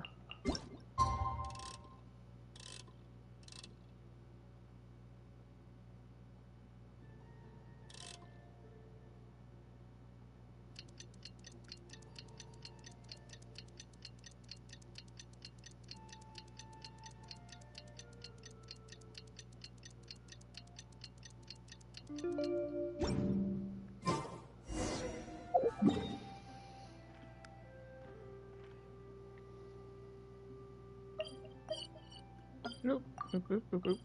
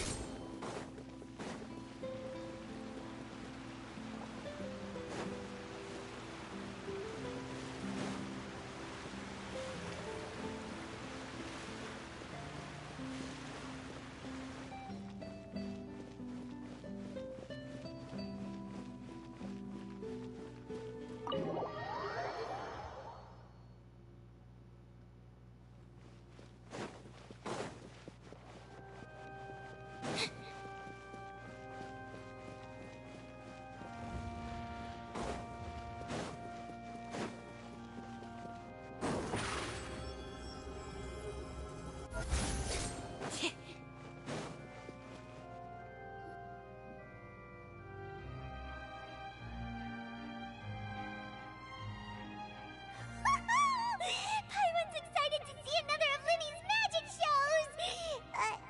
Wait. Lynette, shouldn't you be on stage by now? Not this time. My brother's going solo today. So, I'll be watching with you. Good evening, ladies and gentlemen. I hope everybody's ready because the show is about to begin. The great magician Linny has prepared a spectacular show for us all tonight, concluding with an all-new grand finale that no audience has ever seen before. Wow! A new trick! Thank you all so much for coming. Now, prepare to join me on a journey through the mystical and miraculous.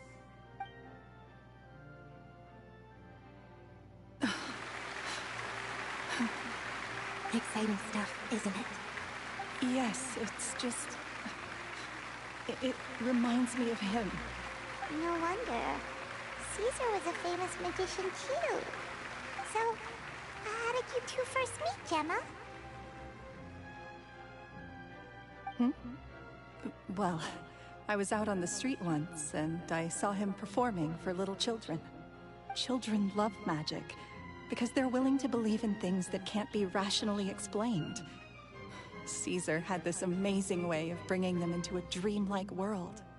And somehow, I felt drawn to him too. So I went up and asked him to do a trick for me. Aw, that sounds so romantic. What trick did he do? It was with a flower. He took it in his hand, snapped his fingers, and it magically appeared on my head. I was so happy that day. No one had ever given me a flower before that. Oh, that's so cute! Actually, now that you mention it, Lenny's done that one before. Is that right? Then I suppose he's a romantic at heart, just like Caesar. So, let's treasure the time we have with him. After all, you never know when the people dearest to you might be gone. That's right. It's all over now. Paimon doesn't really know how to comfort you, but at the very least, no one's gonna be intimidating you from now on. You can breathe easy at last, right? Right. Yes, you can breathe easy now, Phantom Weasel. See? Even Lynette says... Wait, what? The Phantom Weasel? Lorenzo escaped? Where is he? What do you mean, Phantom Weasel? As Lenny once said, a performer's job is to commit fully to their role and put on a flawless performance for their audience. But once the bag of tricks is empty and the curtain falls, it's time to end the show. The spotlight is no place for someone with no more cards up their sleeve. It's been 10 years, Gemma. Aren't you tired of the grieving widow act? I think it's time to put an end to it. What are you talking about? Paimon doesn't like this riddle. Traveler, Paimon doesn't like where this is going. Come on, say something! He Ladies pretended. and gentlemen, I hope you're all enjoying the performance so far. There will now be a brief intermission, after which Linny will perform the most electrifying act of tonight's show, the one we've all been waiting for. The final performance will take place outside of the Opera House, so please make your way outside in a calm and orderly fashion. The Phantom Weasel never did like public places, did they? Don't worry, this place will be quiet soon. Let's talk somewhere else for now.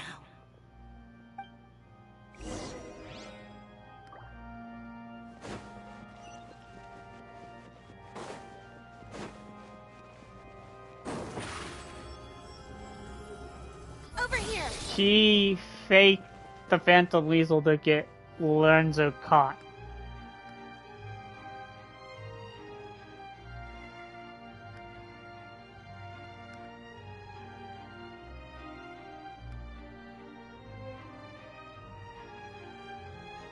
Dear me, this is awkward, isn't it?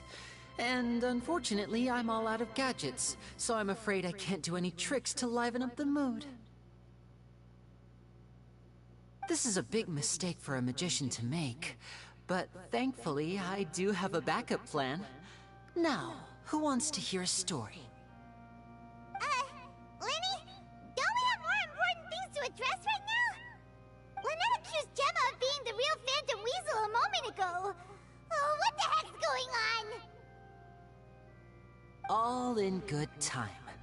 Magicians are good at guessing what people are thinking. I know the questions you want to ask. And as it happens, the story I'm about to tell might answer a few of them. Really? Well then, let's hear it! Paimon's dying of curiosity here!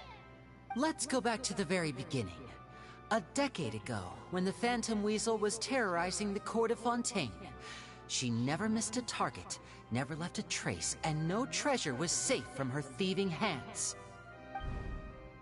But as her infamy grew, so did the readiness of the police, and her opportunities to act became ever fewer. Every day, she ran the risk of being exposed for who she was. Of course, she could not simply take this lying down, and before long, she found her ticket to freedom. She would create a scapegoat, a false weasel to close the chapter on her behalf. After weighing her options, she set her sights on a renowned magician, Caesar. After all, magic and theft shared enough similarities for people to buy the story when the truth came out. So then what? Being the master deceiver she was, the weasel easily earned Caesar's trust. Now, all that remained was to frame him for her countless crimes. But as she was considering how to make her move, she noticed Caesar's aggrieved pupil, and a new thought entered her mind. Maybe I don't need to get my hands dirty after all. At her encouragement, Lorenzo tampered with Caesar's magic box, causing him to fall to his death. Afterwards, Lorenzo seized his master's property, and the weasel set about tarnishing Caesar's reputation. Two co-conspirators committed the perfect crime.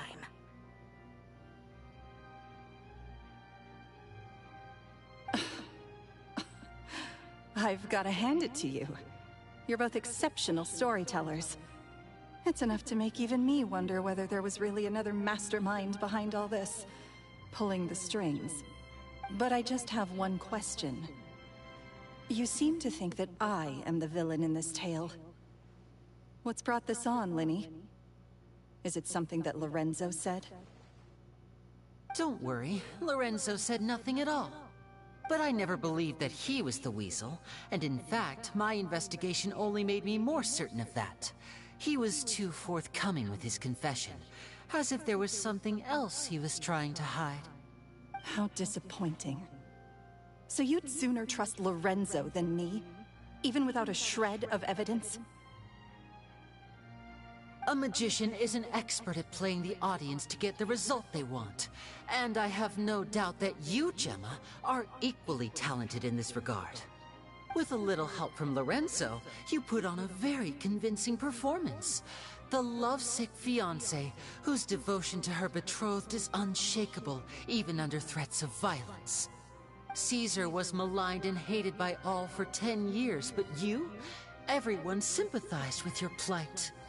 Who would suspect for 1 second that the lovely young lady always seen weeping in front of Caesar's grave was actually the mastermind behind his demise? No, not that poor lady. Perish the thought. Wait, so you mean the whole intimidation thing was just a hoax? Gemma and Lorenzo were both in on it? But why would Lorenzo agree to that? And why didn't he sell her out even at the end instead of admitting to being the weasel himself? Yes, why indeed? Maybe Gemma herself could enlighten us on that question.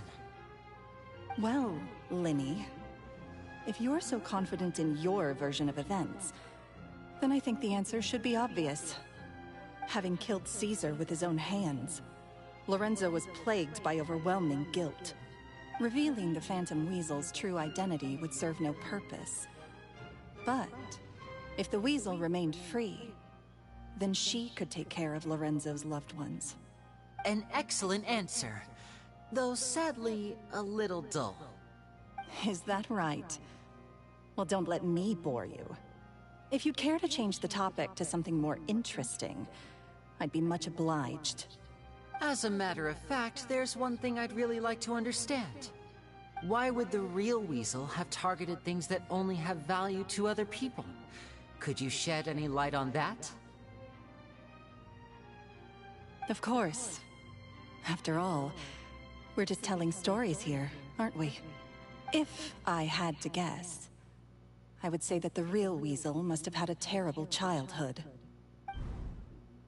Left to fend for herself after her parents died young. Betrayed, scorned, beaten. She'd scrounge waste paper from garbage bins to draw on, using twigs and dirt for lack of ink and pen. She'd sew ugly ragdolls from whatever scrap material she could get her hands on. This was her only source of happiness in life. But it was all she needed, and she was content. Until the world decided that even this was too good for her. Once again, she was betrayed. And this time everything was taken from her. She felt like life was a miry pit that dragged her further down the more she struggled to escape. At that tender age, she should have been happy. Instead, she stood in the shadows and watched with envy as all good things in the world passed her by. This was a fate too cruel for anyone to bear. Her pain became a breeding ground for dark thoughts. Thoughts which festered and grew into a twisted solution to her troubles. I detest the happiness of others, in all its forms alike. I will rob them of everything they hold to be good and true, and it will fill the void in my soul. That's some pretty heavy stuff. Now it all makes sense. Does this story satisfy you, Lyne? Yes, it is quite to my tastes. Thank you for helping to clear up my confusion. Huh. That's right. What drove you to write that letter, Gemma? What were you trying to achieve there? Because without that, none of this would have ever come to light. She didn't write the letter. After 10 long years, I'd hoped that the Phantom Weasel would be consigned to the history books by now. But it seems like someone still wasn't ready to let her finally be at peace. Lyne. Or should I call you the Phantom Copycat now? You were the one who posted that letter outside the Opera House. But why? Oh, Lyne drawed her out! Very sharp, Phantom Weasel. Still as shrewd as ever. Well, no need for me to be coy about it. Our goal was to clear Caesar's name.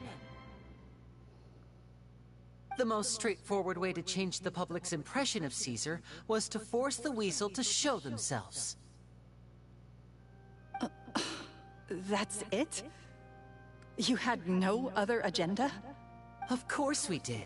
We made it quite clear in the letter, I believe. I shall take from you that which you hold most dear, just as you did to me 10 years ago. 10 years ago? You mean Caesar's death? You met him? Wait. Oh, I get it. You were those two obnoxious kids. It's been so long, and you're all grown up now. I didn't recognize you. He taught you magic back then, didn't he? For what, 10 days or something? And you went to all this trouble. Why? Because you feel like you still owe him something? We remember all our debts, however great or small. 10 years ago, Caesar's reputation was torn to shreds, and his legacy was thrown out. 10 years on, and no one cares what the truth is anymore. But we did not forget, and so we came to find you. And? What exactly did you take from me? I'm still standing, as you can see. Lorenzo has admitted to everything. I'm free. No, you're not. Free? Do you really think so? Caesar once told me that even though the world is filled with lies and falsehoods, we must find our own truth. I think that applies to you too. Truth can take many forms. Prized possessions with nostalgic value, fervent hopes and dreams, and irreplaceable people. Life took many things from you, and those wounds never healed. When they ached unbearably in the dead of night, stealing became your way of numbing the pain. What are you trying to say? I'm saying that for the last 10 years, you've been living a rather uneventful life. Perhaps that's because you found something other than a life of crime to fill the hole? Back to Lorenzo for a second. He murdered his own master, played along with your act, and took pains to make sure any suspicion would be directed towards him. But what did he have to gain from all that? He knew who you were and the things you'd done, and despite that, he was willing to give everything up for your sake. He's the reason that you haven't felt the compulsion to steal in all these years. You're more than just accomplices in murder. You're the only real friends each other has. So I think you know, deep down, that he is the only truth you have in your life. But that truth is gone now. And I guarantee you, you'll never see it again. Damn! Congratulations on your freedom, Gemma. Damn! Your freedom will cost you dearly. From now on, you'll be all alone in a world full of lies and falsehoods. I do hope you'll be able to bear it. You've still got a long life ahead of you after all. Gather round, one and all. The time has now come for the amazing Lyne to perform his final act in tonight's show. I'm sure you're all wondering what he has planned for the grand finale. Well, wonder no more, for the answer is a death-defying high-altitude escape. A high-altitude escape? I'm sure you all remember the magician Caesar. This was the very trick that led to his fatal fall, after which he was dubbed the Phantom Weasel. But we have now learned that Caesar was wrongly accused, and that the real Weasel has now confessed to their crimes. Guess that's my cue to leave. Whew. I've been practicing this one for ages now, but I'm still a little nervous. Traveler, Paimon, I hope you enjoy the rest of the show. There may be a lot of people watching tonight, but you alone are my true witnesses.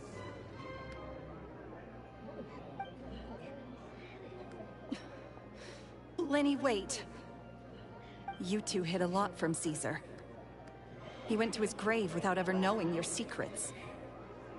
So what about now? Are you an open book? Or are you still the same as ever? You don't have to tell lies to end up isolated and alone. One day, you'll end up exactly where I am today. Maybe then you'll finally understand. You're wrong. I'm nothing like you. Aha! So, what are we, doing now? Like Lyne said, when you're ready, let's head outside and watch the show. But what about Gemma? She'll figure out what's best for her soon enough. Oh, and if you'd like to see Lyne after the show, you know where he'll be. The usual haunt. All right. Well, let's go and watch Lyne's finale then. This trick's a pretty dangerous one, but he should be able to pull it off, right? Who knows?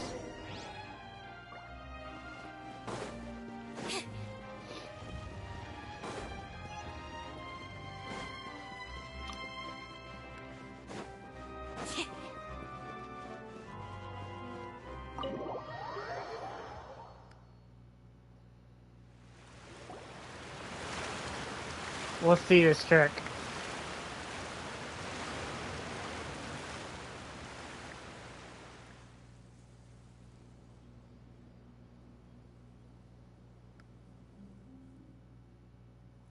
Magic should be mysterious, surprising, and defy logic. Magic is hard work. Every single movement has to be practiced thousands of times. It's alright. We're used to that. Oh, this... We're sorry. You've taught us so much, but we can't tell you the whole truth. It's okay. Do you still remember what I told you? This world is full of lies and falsehoods. I only hope that one day, you can find your own truth. What about you? Have you found your truth? Magic is my truth. I want to perform a magic trick so great that people will always think of me when they talk about it. For a magician, what greater honor could there be? Look! Behold! Lyne is sealed inside the box. Will he manage to escape?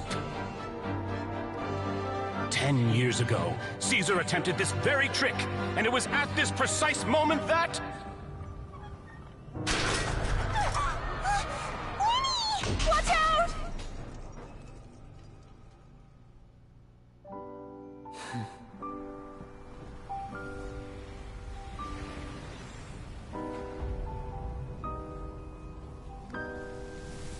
Mysterious.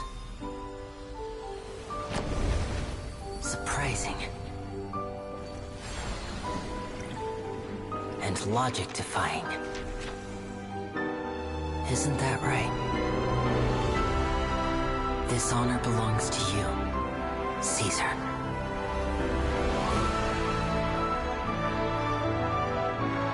I'm just sorry it's a little late.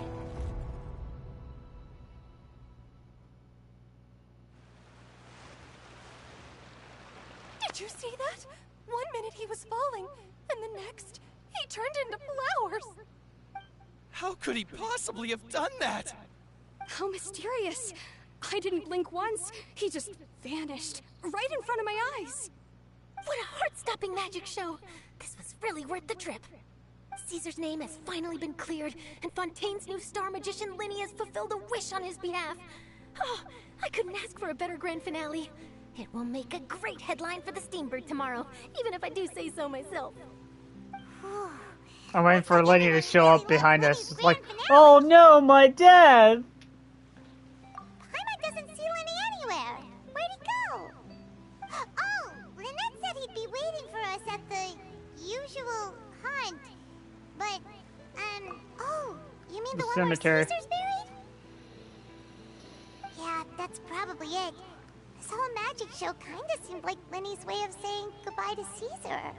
So it makes sense that that's where he'd be afterward. Alright, let's go look for him there.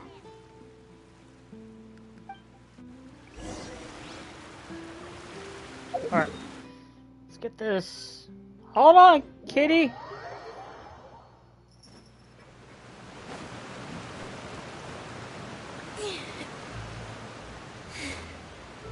I'm almost done and then I'll feed you guys.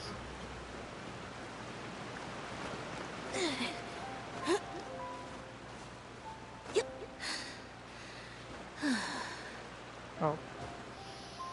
Cover all the steam now.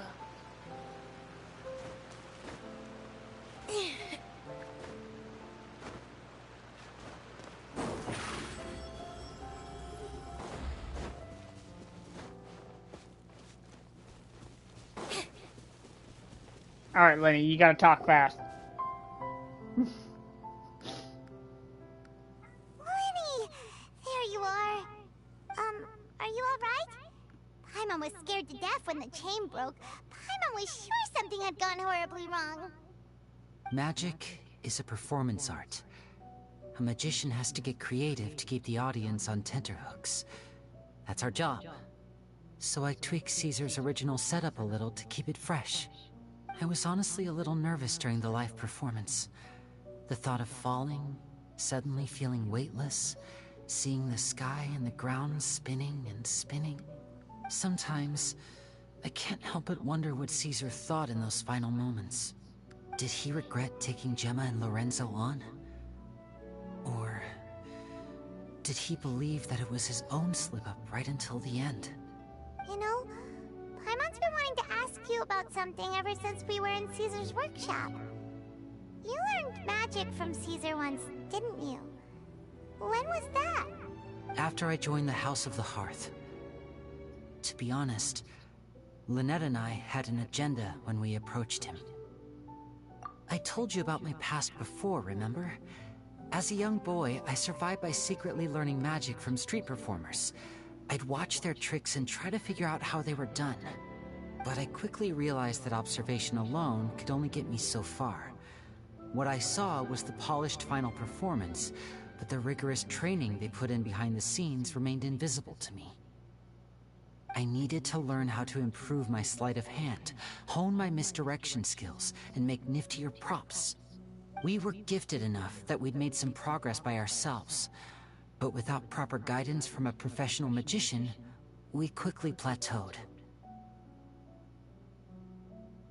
So that's why you sought Caesar out? Yes. We figured there was no harm in asking, but it took us by surprise that he was so willing to teach us. In all, we only spent 10 short days together, but he was very good to us.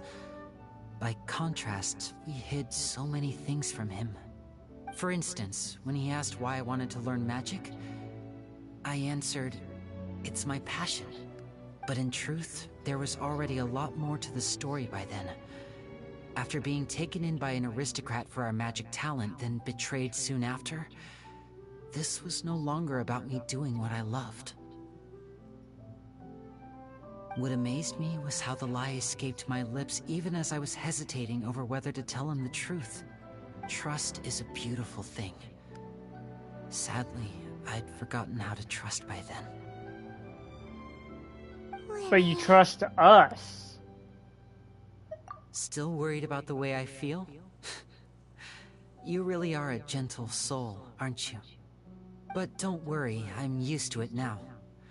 From the mansions of the elite to the House of the Hearth, lies and selfishness have followed me and Lynette everywhere we go. After Caesar went on tour, we became busy with our missions. The next we heard of him was that he'd fallen to his death, and was now declared to be the Phantom Weasel. That night, I remembered his smile. But as I lay there, I didn't know what to say to him. To keep secrets is to put up walls. The longer you keep them up, the less you let people in.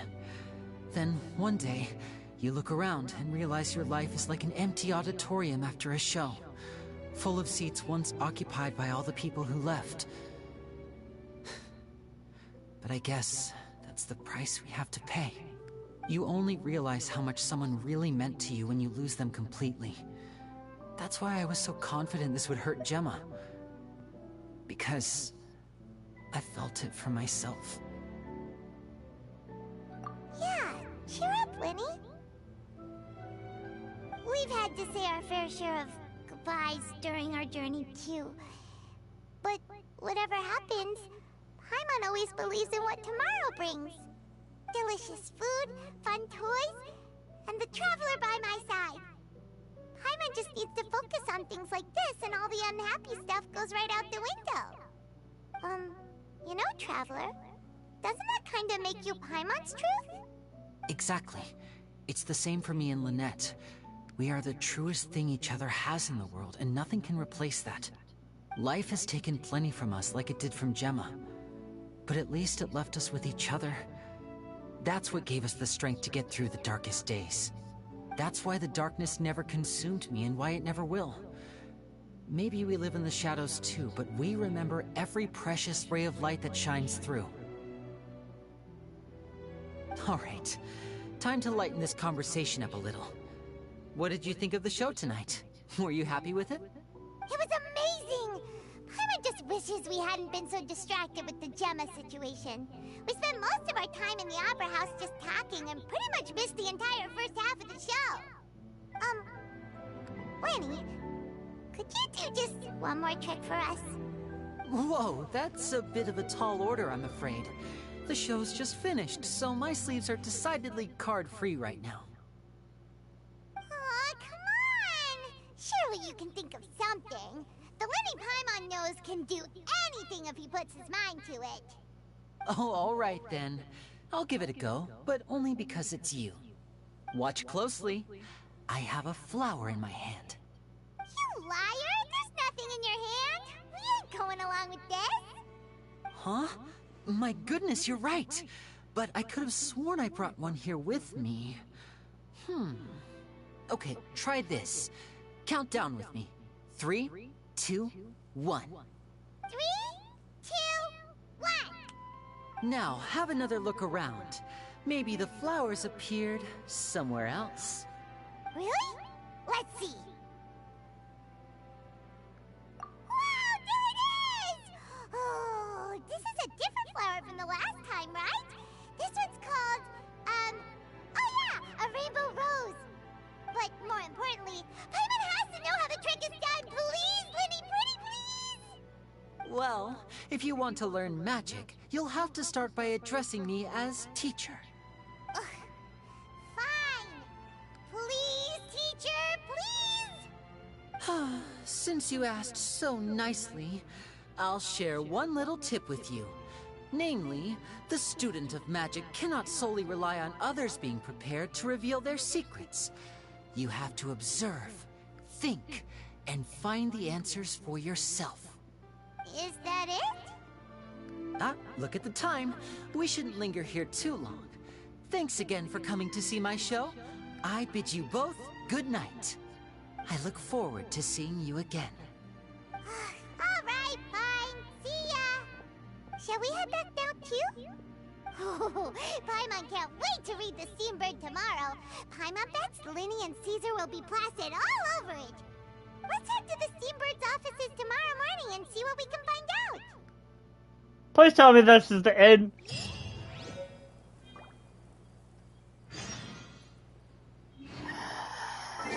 Come on!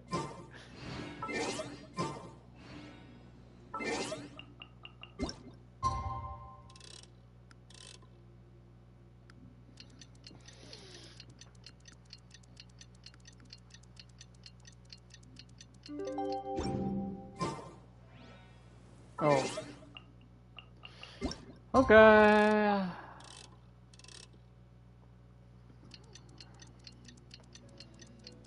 I just want this thing. I'm not trying to rush. Not trying to rush the story. I'm trying to get to the thing where I don't have to walk away and then just come back and only play like a minute.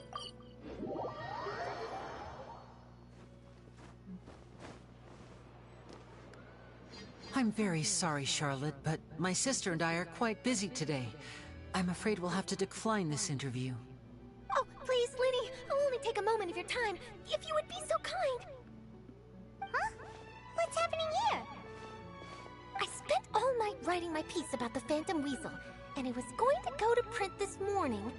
But just as dawn broke, I suddenly received news that Caesar's fiancée, Gemma, had contacted the guards and confessed to having been the real Phantom Weasel all along. That was quick.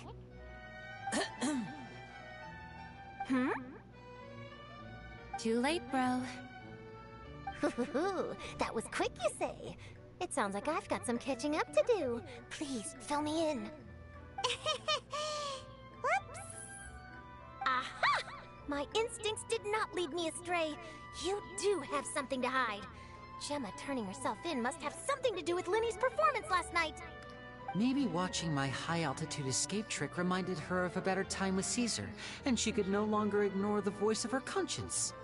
Huh. Okay, then. Wait, no, there must be more to it. If that's all it took for her to have a change of heart, how did it take her 10 whole years?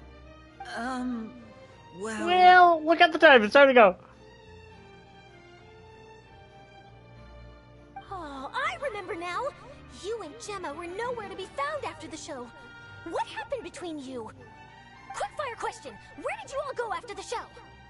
Oh, we went to the cemetery and Linny did a private magic trick just for us. Actually, glad you mentioned it, because that reminds Paimon, guess what? Linny started using rainbow roses in his tricks. What? I don't recall ever having received a rainbow rose from you myself. Is this supposed to mean that they're more important to you than your own sister? Oh, shit! No, I just, What now? Oh, did Paimon say something wrong again? This is getting pretty awkward. What do we do, Traveler? Seems like this interview wasn't meant to be. Well, never mind. There's always next time. Forgive my persistence, but when there's explosive news waiting to be found, I can't turn away. The news about Gemma has already made waves, and I'll stop at nothing to get to the bottom of it all. Apparently, one of the things she said to the guards was that her final wish is to see Lorenzo one last time. There's clearly a web of complicated relationships there. Can't blame me for being curious. All right, I guess I'll leave you to continue the rest of your conversation in peace. Bye for now.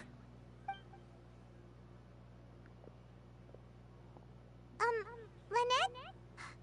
didn't mean to. Don't worry, I wasn't angry. I was just trying to distract her. Oh, really? Oh, thank goodness. You scared Paimon there. Phew. You and me both, Paimon. You and me both. At least it did the job, right? Please, take good care of that rainbow rose. I'd be really upset if you lost it. Okay. That being said, I'll catch you guys in a little bit. Well, now, yeah, a little bit on a different game. So stay tuned, and I'll catch you guys in the next stream. Bye bye.